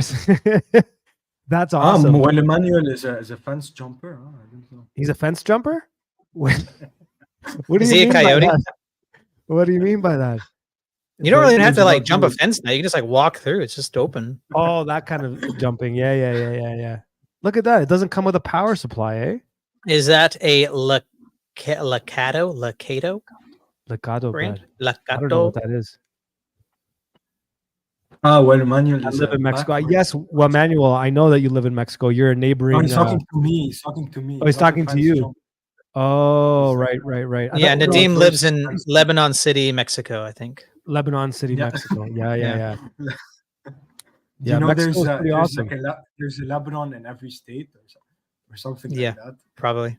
There's like, I mean, in Tennessee, we have like Paris, Tennessee, Athens, Tennessee, Lebanon, Tennessee. Lebanon. Well, Lebanon. We call it Lebanon. Yep. There's an Athens everywhere. Every state we represent. Greeks represent. Yeah, and Tennessee's got the Parthenon, dude. Does it? Yeah, you didn't know it had a recreation of the Parthenon? No, I National- remember hearing that somewhere. But is it legit? Yeah, I mean, as far as I know, it's like a 1-to-1. Oh, cool. Wes, have you ever heard about Tartaria? I have, but I've never Oh. deep dived. Oh, I heard a sigh. I've done some deep diving on that thing. Yeah. Before it became like an internet sensation. Tartaria. Okay, what do you think about Bullshit. or no, not about that. Yeah, I know it's bullshit. Oh. What do you think about like orthodox politics? Because I saw something on the internet that kind of like cringed me out. But Orthodox politics? What do you mean? like there's something called like in the US like the Orthodox Christian Coalition or something. It's Oh, that's what Buck had her Yeah, on his show yeah, yesterday. yeah, Olga. it's- what I feel. Yeah. Yeah. Somebody was saying something good about Olga Especially earlier or a something. woman being Yeah, a Denise leader said in a it. political party or something. Like what's happening? Like why am I listening to a woman talking to me about politics? Well, So when Nadim hears a woman talk, this is what goes through in his mind. No. Yeah. Just this, No, just no, blinking. well, talking that about that the subject in preaching. general. When you guys hear my interview with Jamie Hanshaw, you That could kind tell of me what you preaching. think. You have that. It's You kind have of- that coming out. Yeah, I interviewed her way before I left. I think it was a couple of days before Christina did. We didn't touch upon a lot of that subject till the end. She kind of touched upon it, but I think she made some valid points. I think that we're, when we view, how do I put? See, this is one of the subjects that gets a little, can get a little spicy. I understand both sides of the conversation, but I think that we have to be careful on how we view things in our modern time. That doesn't mean that we put aside things that we believe in, and it doesn't mean we get close to like ecumenism or any of that stuff. That's not what I'm saying. Are you I'm talking just about saying- the age of marriage? no, we didn't talk about that. Yeah, we on all know my Nadim show. is like strict, like below 8 years old, no go. That's a good. That's a good start. Like, we shouldn't end there, but that's a good start. Aisha and more. It's a Aisha plus, you know. You're Well, right. I said- Go below Aisha. that's Nadim's new streaming service. What? Because he brought up Olga being in a position where she's talking about politics, whatever. I think she's She's well preaching about qualified. politics. She's not talking. yeah, or maybe she can talk, but she's preaching about politics and Define leading preaching. position. Like you're leading a flock Mhm. into a political idea. That's a man's Oh, job. I see. Not like I just wanted to be known. I have not watched this, and I have no opinion. And Nadim doesn't I didn't represent me. watch. I don't want to. I don't want any kind of She flack didn't for. really talk a lot about that, so I haven't seen a lot of her other stuff, but she didn't did watch mention it. Fox interview. I don't know if she's a good person. Maybe she is. I assume she is. God bless any Orthodox people. Like I pray for them. But I saw a part of her talking to Kyle Orthodox on his channel. Oh, yeah. And I like the idea. The idea isn't me. Even if it was a man saying it, I wouldn't have liked it. You know, like in both ways. But I see what you're saying. I agree. but also the idea that a woman is leading this thing and she's part of like the leaders of the movement is Well, I don't have a problem with that part so much, Yeah. but the political stuff that you're referring to, I know a lot of people I love still feel the same way as she does. I stay out of that conversation. On yeah. You want me to write about Aisha Plus, you know? But some people believe in those things. I don't know what to say. Like I don't know what to say. Like everyone's pushing that video of Trump having the Orthodox priest on. Yeah, there and all yeah. that stuff. I get it, but also I don't know. I try to keep my opinion on that subject a little low key, just because I could upset some people. I feel like you can find issues no matter what, especially like when it's like but you can it just depends on how you choose to look at it, because like you can see the faults, you can see the goods. Like to me, that's a pretty big indicator of like the temperature is changing, right? Like yes. Whenever has an Orthodox priest spoken and been seen by what? How many people watch it? Millions of people on a national stage with a presidential election. Like when does that happen? Yep. And it was actually it was doing like an actual Orthodox prayer. It wasn't like other ones I've heard where it's just kind of like in the name of or he actually it's sounded Orthodox. Yeah, he did the whole thing. I look at it as we're that much of a threat. It actually made me go, okay, even the great deceiver knows that Orthodoxy is a threat. So going back to Olga and what she was saying, I understand where she's coming from. I liked a lot of the things she said. Do I agree with the political views? I don't, but I'm also not an American. I'm also not in the mix of that. So like I've never voted. You see any political movement called like how using the Orthodox name in any of well, I mean, we can go historically. I mean, do you guys know about the Iron Guard in Romania? Yeah, but it's not. Yeah, but it's a majority. It was a majority Orthodox country. That's true. There's a leniency in how you can use Orthodoxy in politics, especially. I'm sorry to interrupt you. There's something that you have to take into consideration, and anyone that's not like ethnically Orthodox should keep this in mind when it comes to Canada and the U.S. For a long time, the only way that we survived Orthodox in the U.S. was by creating organizations like that. There's a Greek organization called AHEPA that started because they were lynching Greek people. Like I didn't realize, I was looking at an alternative history podcast on the U.S. and I didn't realize how prominent a lot of Greeks, Polish, and Italians were in like coal mining and all that stuff. We were getting lynched. We were considered like horrible, right? So the only way that they existed was by creating these organizations. So a lot of those organizations, she's Serbian, Olga, and the Serbian organization she's referring to started for the same reasons. For a long time, we were called WAPs, without papers, and we're being lynched and like all of those horrible things that were happening to a lot of like Orthodox people, Russians, Serbs, Greeks, Romanians, and such. So a lot of those organizations started from that background. So you have to keep that in mind. So don't forget that. Like a lot of our Greek dances are from organizations that existed from the late 1800s, early 1900s, when Greeks in particular, because I'm Greek, obviously, but the same goes for Russians, the same goes for Serbs, and that a lot of those organizations are leftovers from there. So you have to keep that in mind. And also Olga comes from Serbia, where you have to look at the politics, right? So at that time when the Yugoslavia fell, it created a lot of political issues and little political problems that we know, Milosevic and all those wars in Sarajevo and all that stuff. That's all interconnected. So you have to remember that those are leftovers from a time when these organizations were required. It's now that they're just trying to like start them again, where in reference to like what's going on in the US with like the left-leaning politics and all that stuff. No, I just want to give a disclaimer. like I might be completely wrong in everything I'm saying, and like maybe she's correct and she's not doing anything like wrong, and everything she's doing is good. I'm just like Yeah, giving yeah, my opinion, I get it. and not no disrespect to her. I don't think she's like a lesser or like a woman. Or like shut No, up, no, you no. know I what I'm know, saying? I know. I'm also not overly defending her either because I don't agree with like certain politics out there. But there's a lot of people we love that are pushing that stuff too, and I stay out of it. Well, Manuel Yeah, says, I like, sure, it definitely. has the danger of being perceived like a replacement to church, same as online streaming or online orthodoxy, orthosphere, whatever. But it's not what she conveyed, as far as he can tell. Yeah, I agree. Okay, I can grant that. Can grant that. Yeah, she wasn't doing that. She was just being very practical and talking about a lot of stuff that you probably would agree with for the most part. I really appreciated her take, but I haven't listened to the episode she did with Kyle the Orthodox. I only listened to her on Counterflow yesterday, and I really appreciated that what she had to say and all that stuff. It gets kind of Yeah, nuts, guys. We have to remember we're in a modern time. I think I heard Yeah. you, Westford, saying it. You're in a culture in the U.S. and Canada that's like fathers are absent. Yeah. The culture has been modernized to the point where it's like there's poison running in our veins. We're You know what we're I mean? all uprooted. Totally uprooted. Like you go and say something to your wife, and all of a sudden the feminism kicks back in. Like Right. it's so ingrained in their system, right? Like I had a Well, conversation. yeah, with my wife has never been like an avowed. She's never been a feminist. Always hated feminism. Thought it was dumb.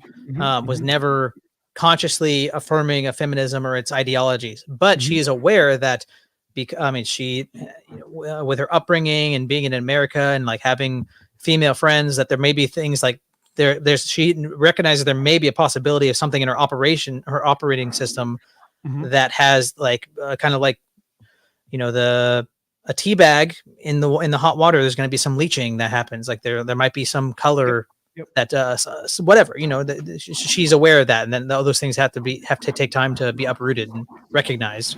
Exactly. but they have to be uprooted. That's the thing. Like, and we But can't. how? We The, can't. the how matters though.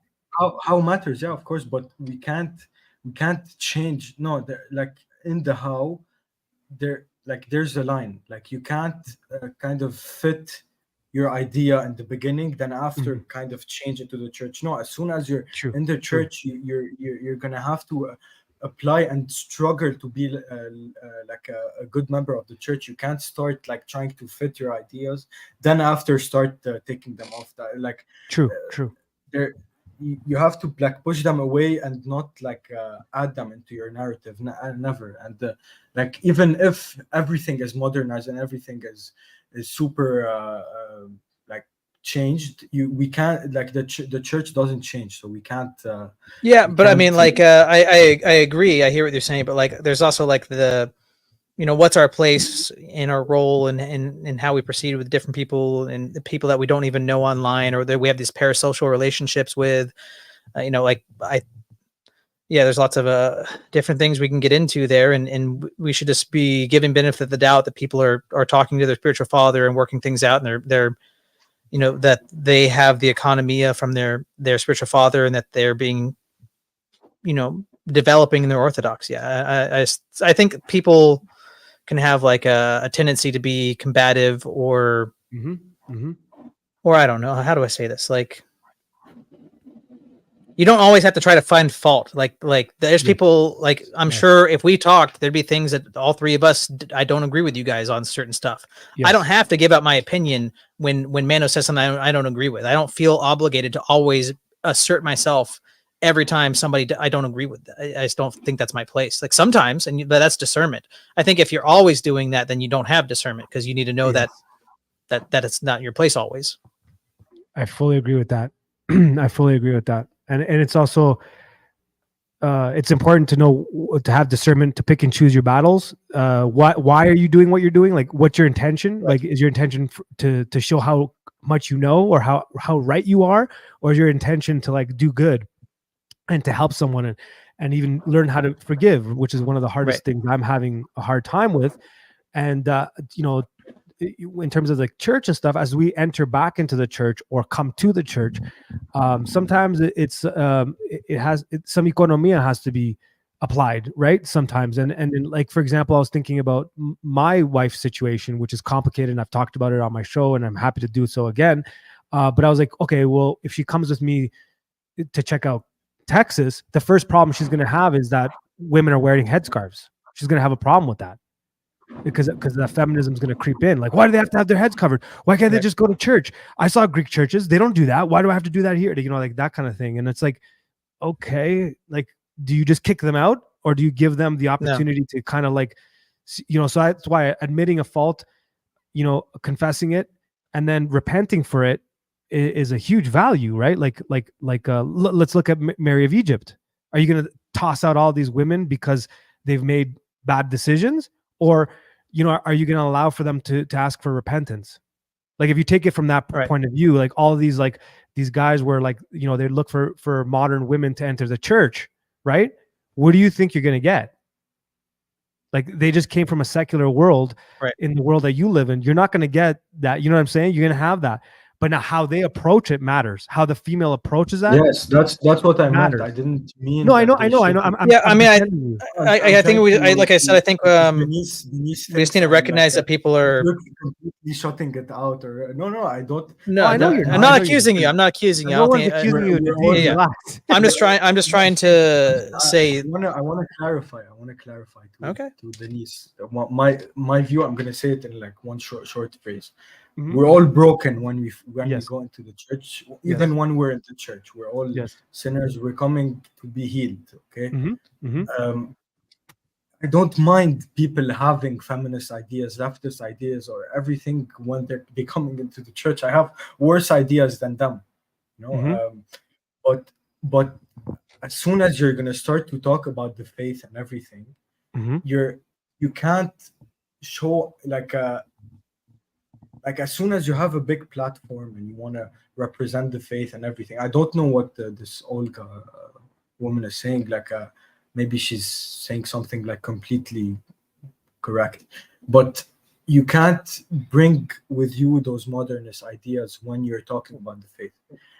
Maybe you have them and they're kind of with you, and it's not a problem. Like, but we can't present the faith like that. Well, but, I also think that let's just try to think of like, I don't know, maybe Machiavellian. Maybe that's not the right words, but like, what is the result we're trying to get? Like, if you see somebody that you don't agree with, or you think they have a feminist idea or operating system or unquestioned assumption, something like that.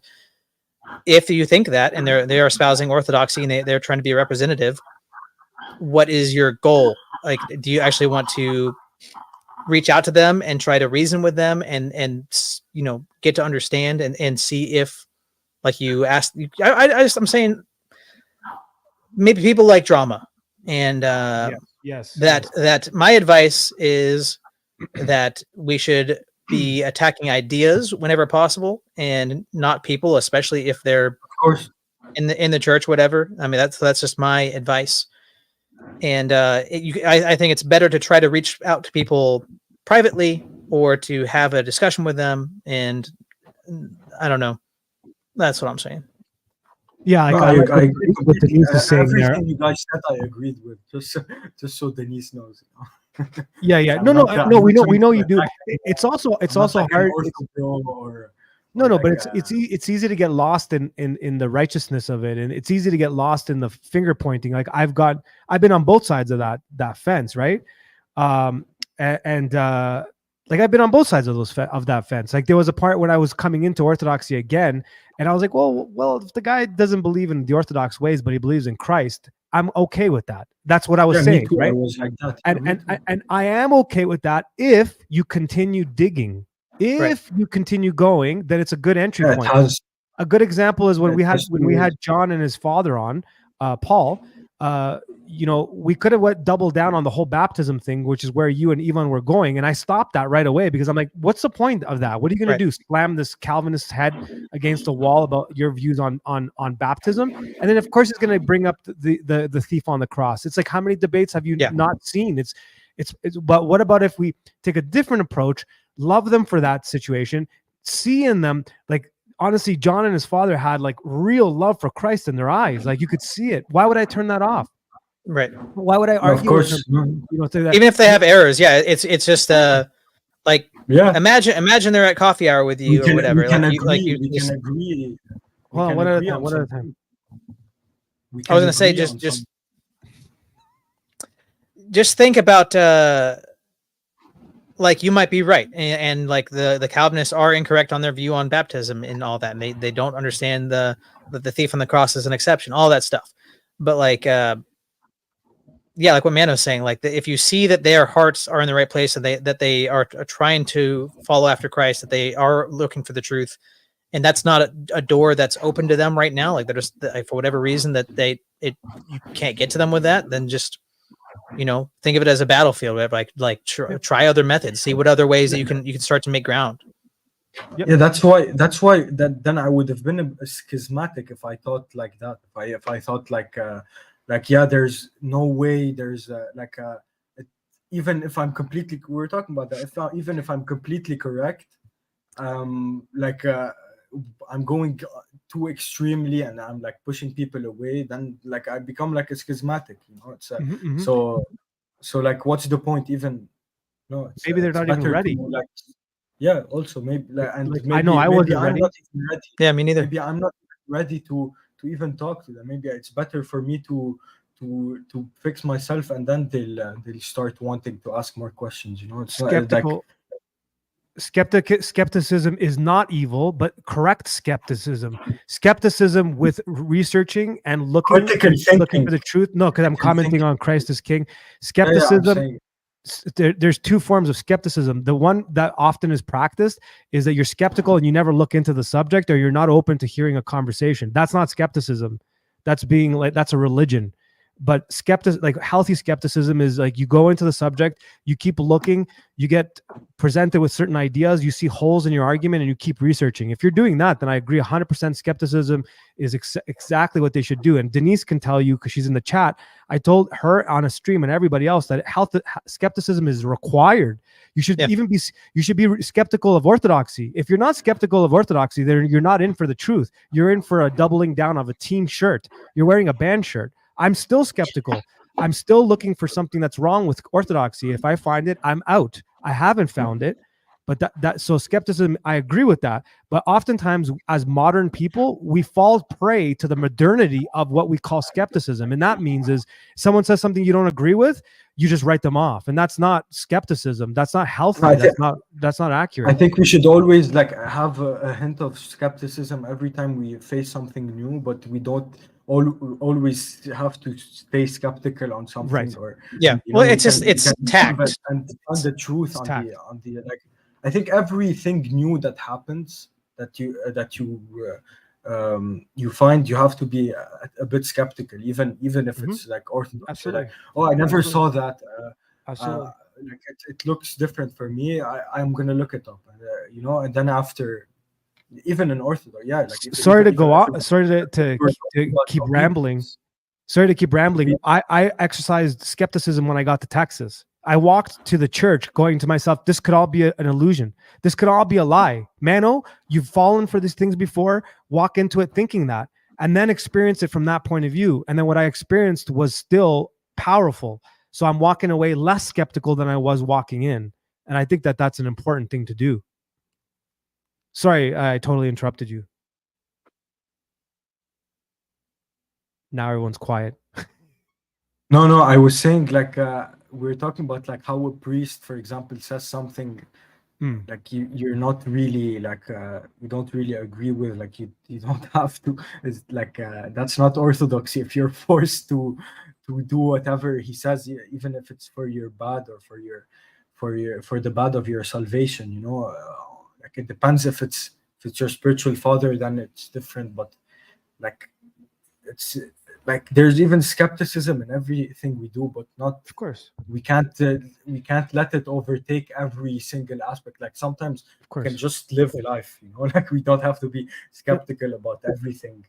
Like, oh, what's wrong with that? What's wrong with that? No, just live. Come on, experience things. Yeah. That's why I'm not trying to be scholastic on my approach on orthodoxy. Although now I've started, but I've been a year in.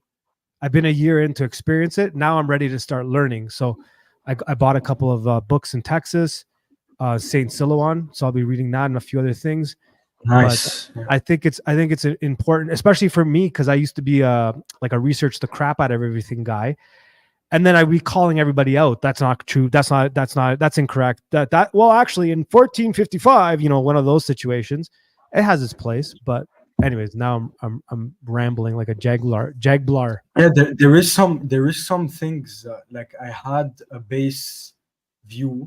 I had like an opinion that was set in my mind that I had never like actually researched or actually looked for, and it was just like something that was common knowledge for me.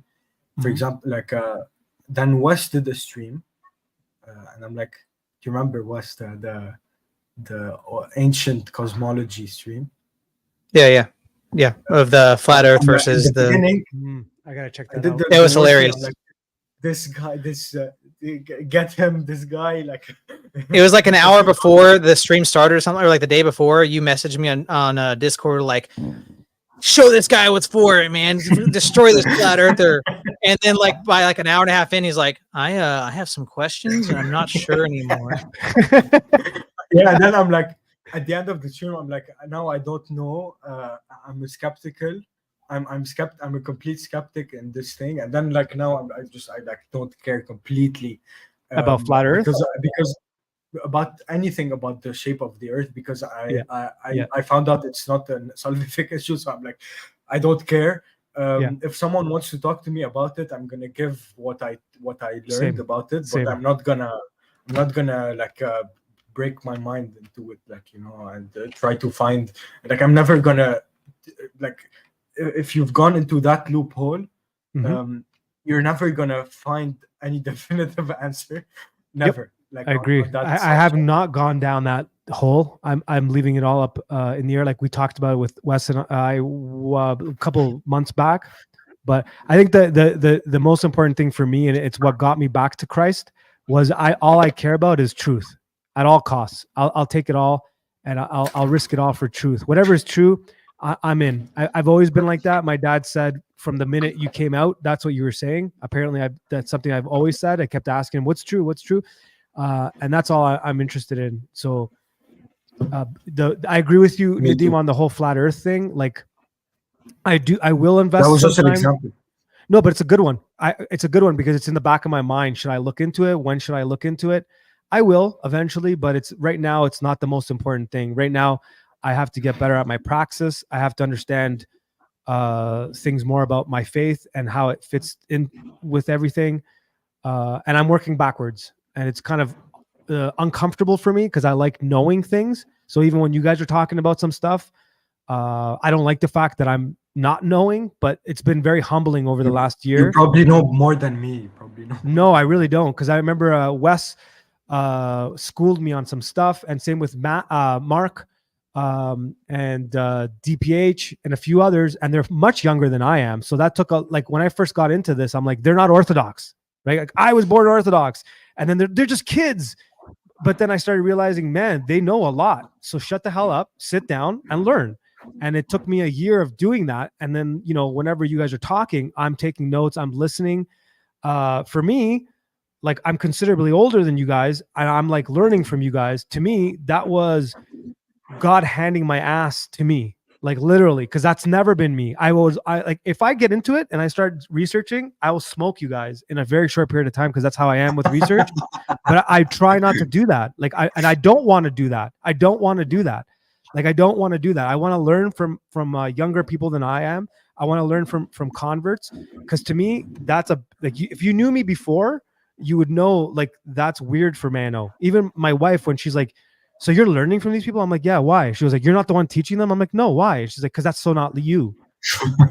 Like, and it's not me. And it's not me. Like Wes said some stuff during that. It's as if you're not even in front of me. Wes, you said some stuff to me about evolution, about young Earth. No, he's still there. Yeah. Young Earth, evolution, and all that stuff. And then you sent me a bunch of stuff privately, and I started looking into it. And then I was like, no, I'd rather like you teach me. Like that's my lesson. That's my lesson. It's a lesson for me. So, and I appreciate that. Did you watch my stream about theistic Christian evolution on Saturday? No, that was this Saturday. Yeah, this Saturday. I mean, it wasn't like super formal. I was watching a progressive evolutionist Christian Protestant guy, and I was critiquing it. And then so it was a lot of like just what's the problem off the top of my head with his he's trying to mesh evolution and Christianity and just kind of push them together. I'm like, well, you're going to run into some issues. So it's just I didn't even get through. I mean, probably half of the issues. It was an 8-minute video. It took like 3 hours because this That's guy, true. like, Yeah. talks nonsense, not the West, the guide on the Yeah. like he talks absolute nonsense, and it felt like it was hours, but it was like we were just like 5 minutes in, and I thought it was hours. That's actual prattle. That I just saw Yeah, my and it's name. 8 minutes the video, and it was actual prattle. Yeah, it took a while, but off topic. But first person Q says, which audio interface do you use? Who is first person? He's here. He's a G. He's got a banjo and a guitar behind him. He's here. He's got a band. What audio interface do I use? Currently, I'm using a bizarre setup. I have a Zoom R16, but because there's something wrong with my computer, I actually have an external sound card thing that you buy for cheap that's plugged into it. I don't know what to call it. Why? That's an interesting question. Because it seems like he's looking into getting one or trading his out for something else. Denise says, truth is number one priority. You guys are all teaching me. I appreciate it. Even Moldy. Well, I'm now questioning your search for truth because you said Moldy can teach you. Moldy's an interesting character. I'll comment on Moldy in a second. Christ is King said You have to. he wanted to say something. He actually interacted with Father Turbo. Dude is the real deal. Absolutely, he is. Father Turbo is as solid as they come, and glory to God that you have him as your spiritual father. I am truly blessed to have him as my spiritual father. And the reason why I've been going on this rant about Father Turbo is because I've read some stuff that are stupid, and I can tell you for a fact are not true. Father Turbo has proven himself to me, not that he had to, but he has on multiple levels. He definitely is the real deal. I don't want to say much more than that, but he's absolutely the real deal. He's in it for the right reasons. He has an absolute adoration and love for Christ and everyone around him, and he takes his position as spiritual father more seriously than I've seen others. I have a lot of love and respect for Father Turbo. And I want to say something, Moldy. I love you. Moldy's awesome. Moldy's seriously awesome. Wes doesn't No like comment. No comment. He's you know, I described him on a stream. I don't think you were listening to that one. I mentioned a bit back ago. You know who Moldy Apple is? Moldy Apple is the dude that razzes you in your group of friends, but behind your back, he's got you solid 100%. If someone says something about you, he'll drop kick them. He's like your older brother. Like, only I get to make fun. Only I get to call my little brother a girl. Exactly. That's only me. Exactly. But Moldy's the real deal, man. I've seen him in other chats when I'm not there. He's sorry to interrupt you, Nadim. I've seen him in other chats when I'm not there, backing me up and saying some cool things. He's the real deal, man. He's the guy that's got your back, and you can go to him for advice and stuff like that. He just doesn't want to say "I love you, dude," so he'll just punch you in the throat. Yeah, he's like, that's gay, man. Yeah, and that's just for you guys. But me and Moldy's relationship is up. Gay. You know? Super gay. Moldy's gay.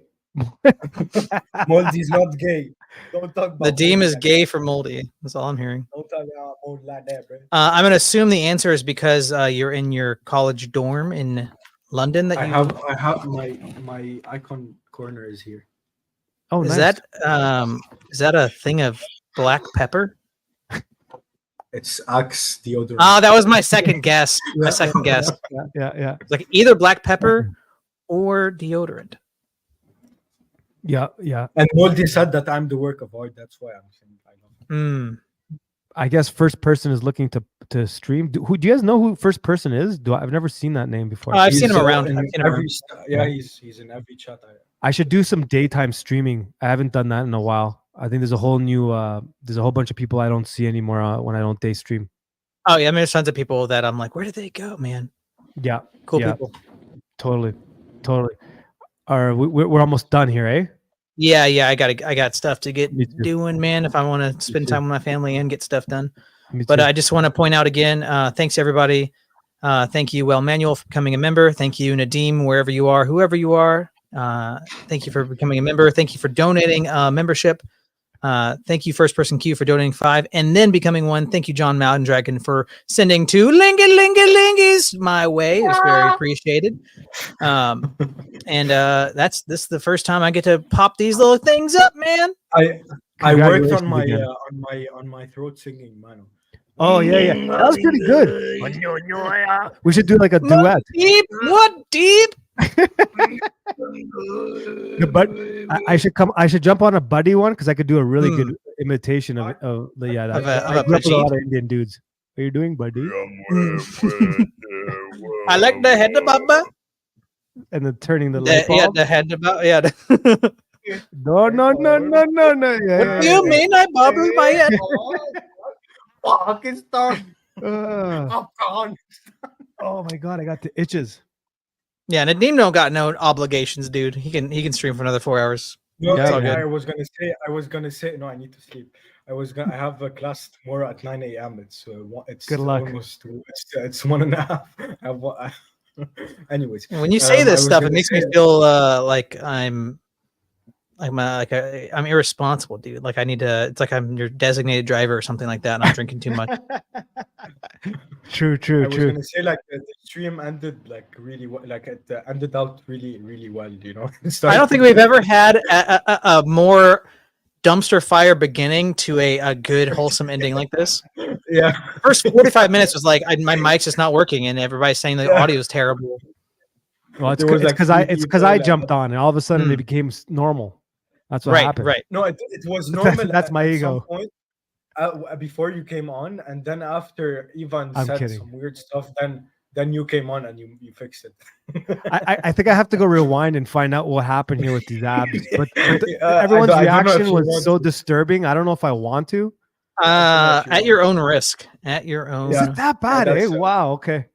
I can only fill It in the is that blanks bad. so It is so that- much. yeah, But look- even look Well at- Manuel was disturbed. Yeah, and At that's your own risk. hard to do.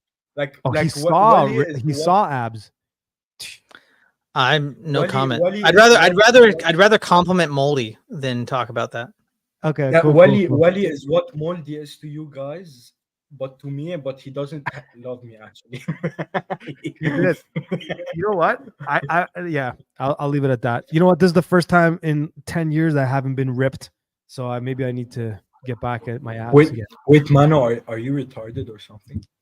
Well, I? dude, Am I retarded? he just evoked the tradition, dude. Depends. It depends on your definition. I'm pretty retarded. Wes, Oh. are you retarded? No, but when you say that, it reminds me of something that I was gonna bring to this stream that I didn't. So look forward to next time.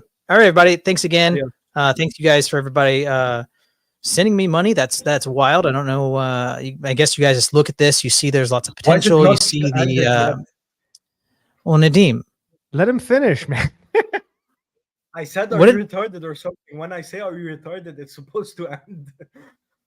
Oh, I didn't. Yeah, that's a long held tradition from like 4 months ago. I didn't catch that. Yeah, but I think people look at this and they say, "Wow, this is quality," and I want to. This is a good investment. I want the quality to sustain or improve, and that is the plan. And Nadim, if you're too retarded to see that for what it is, then I don't know how I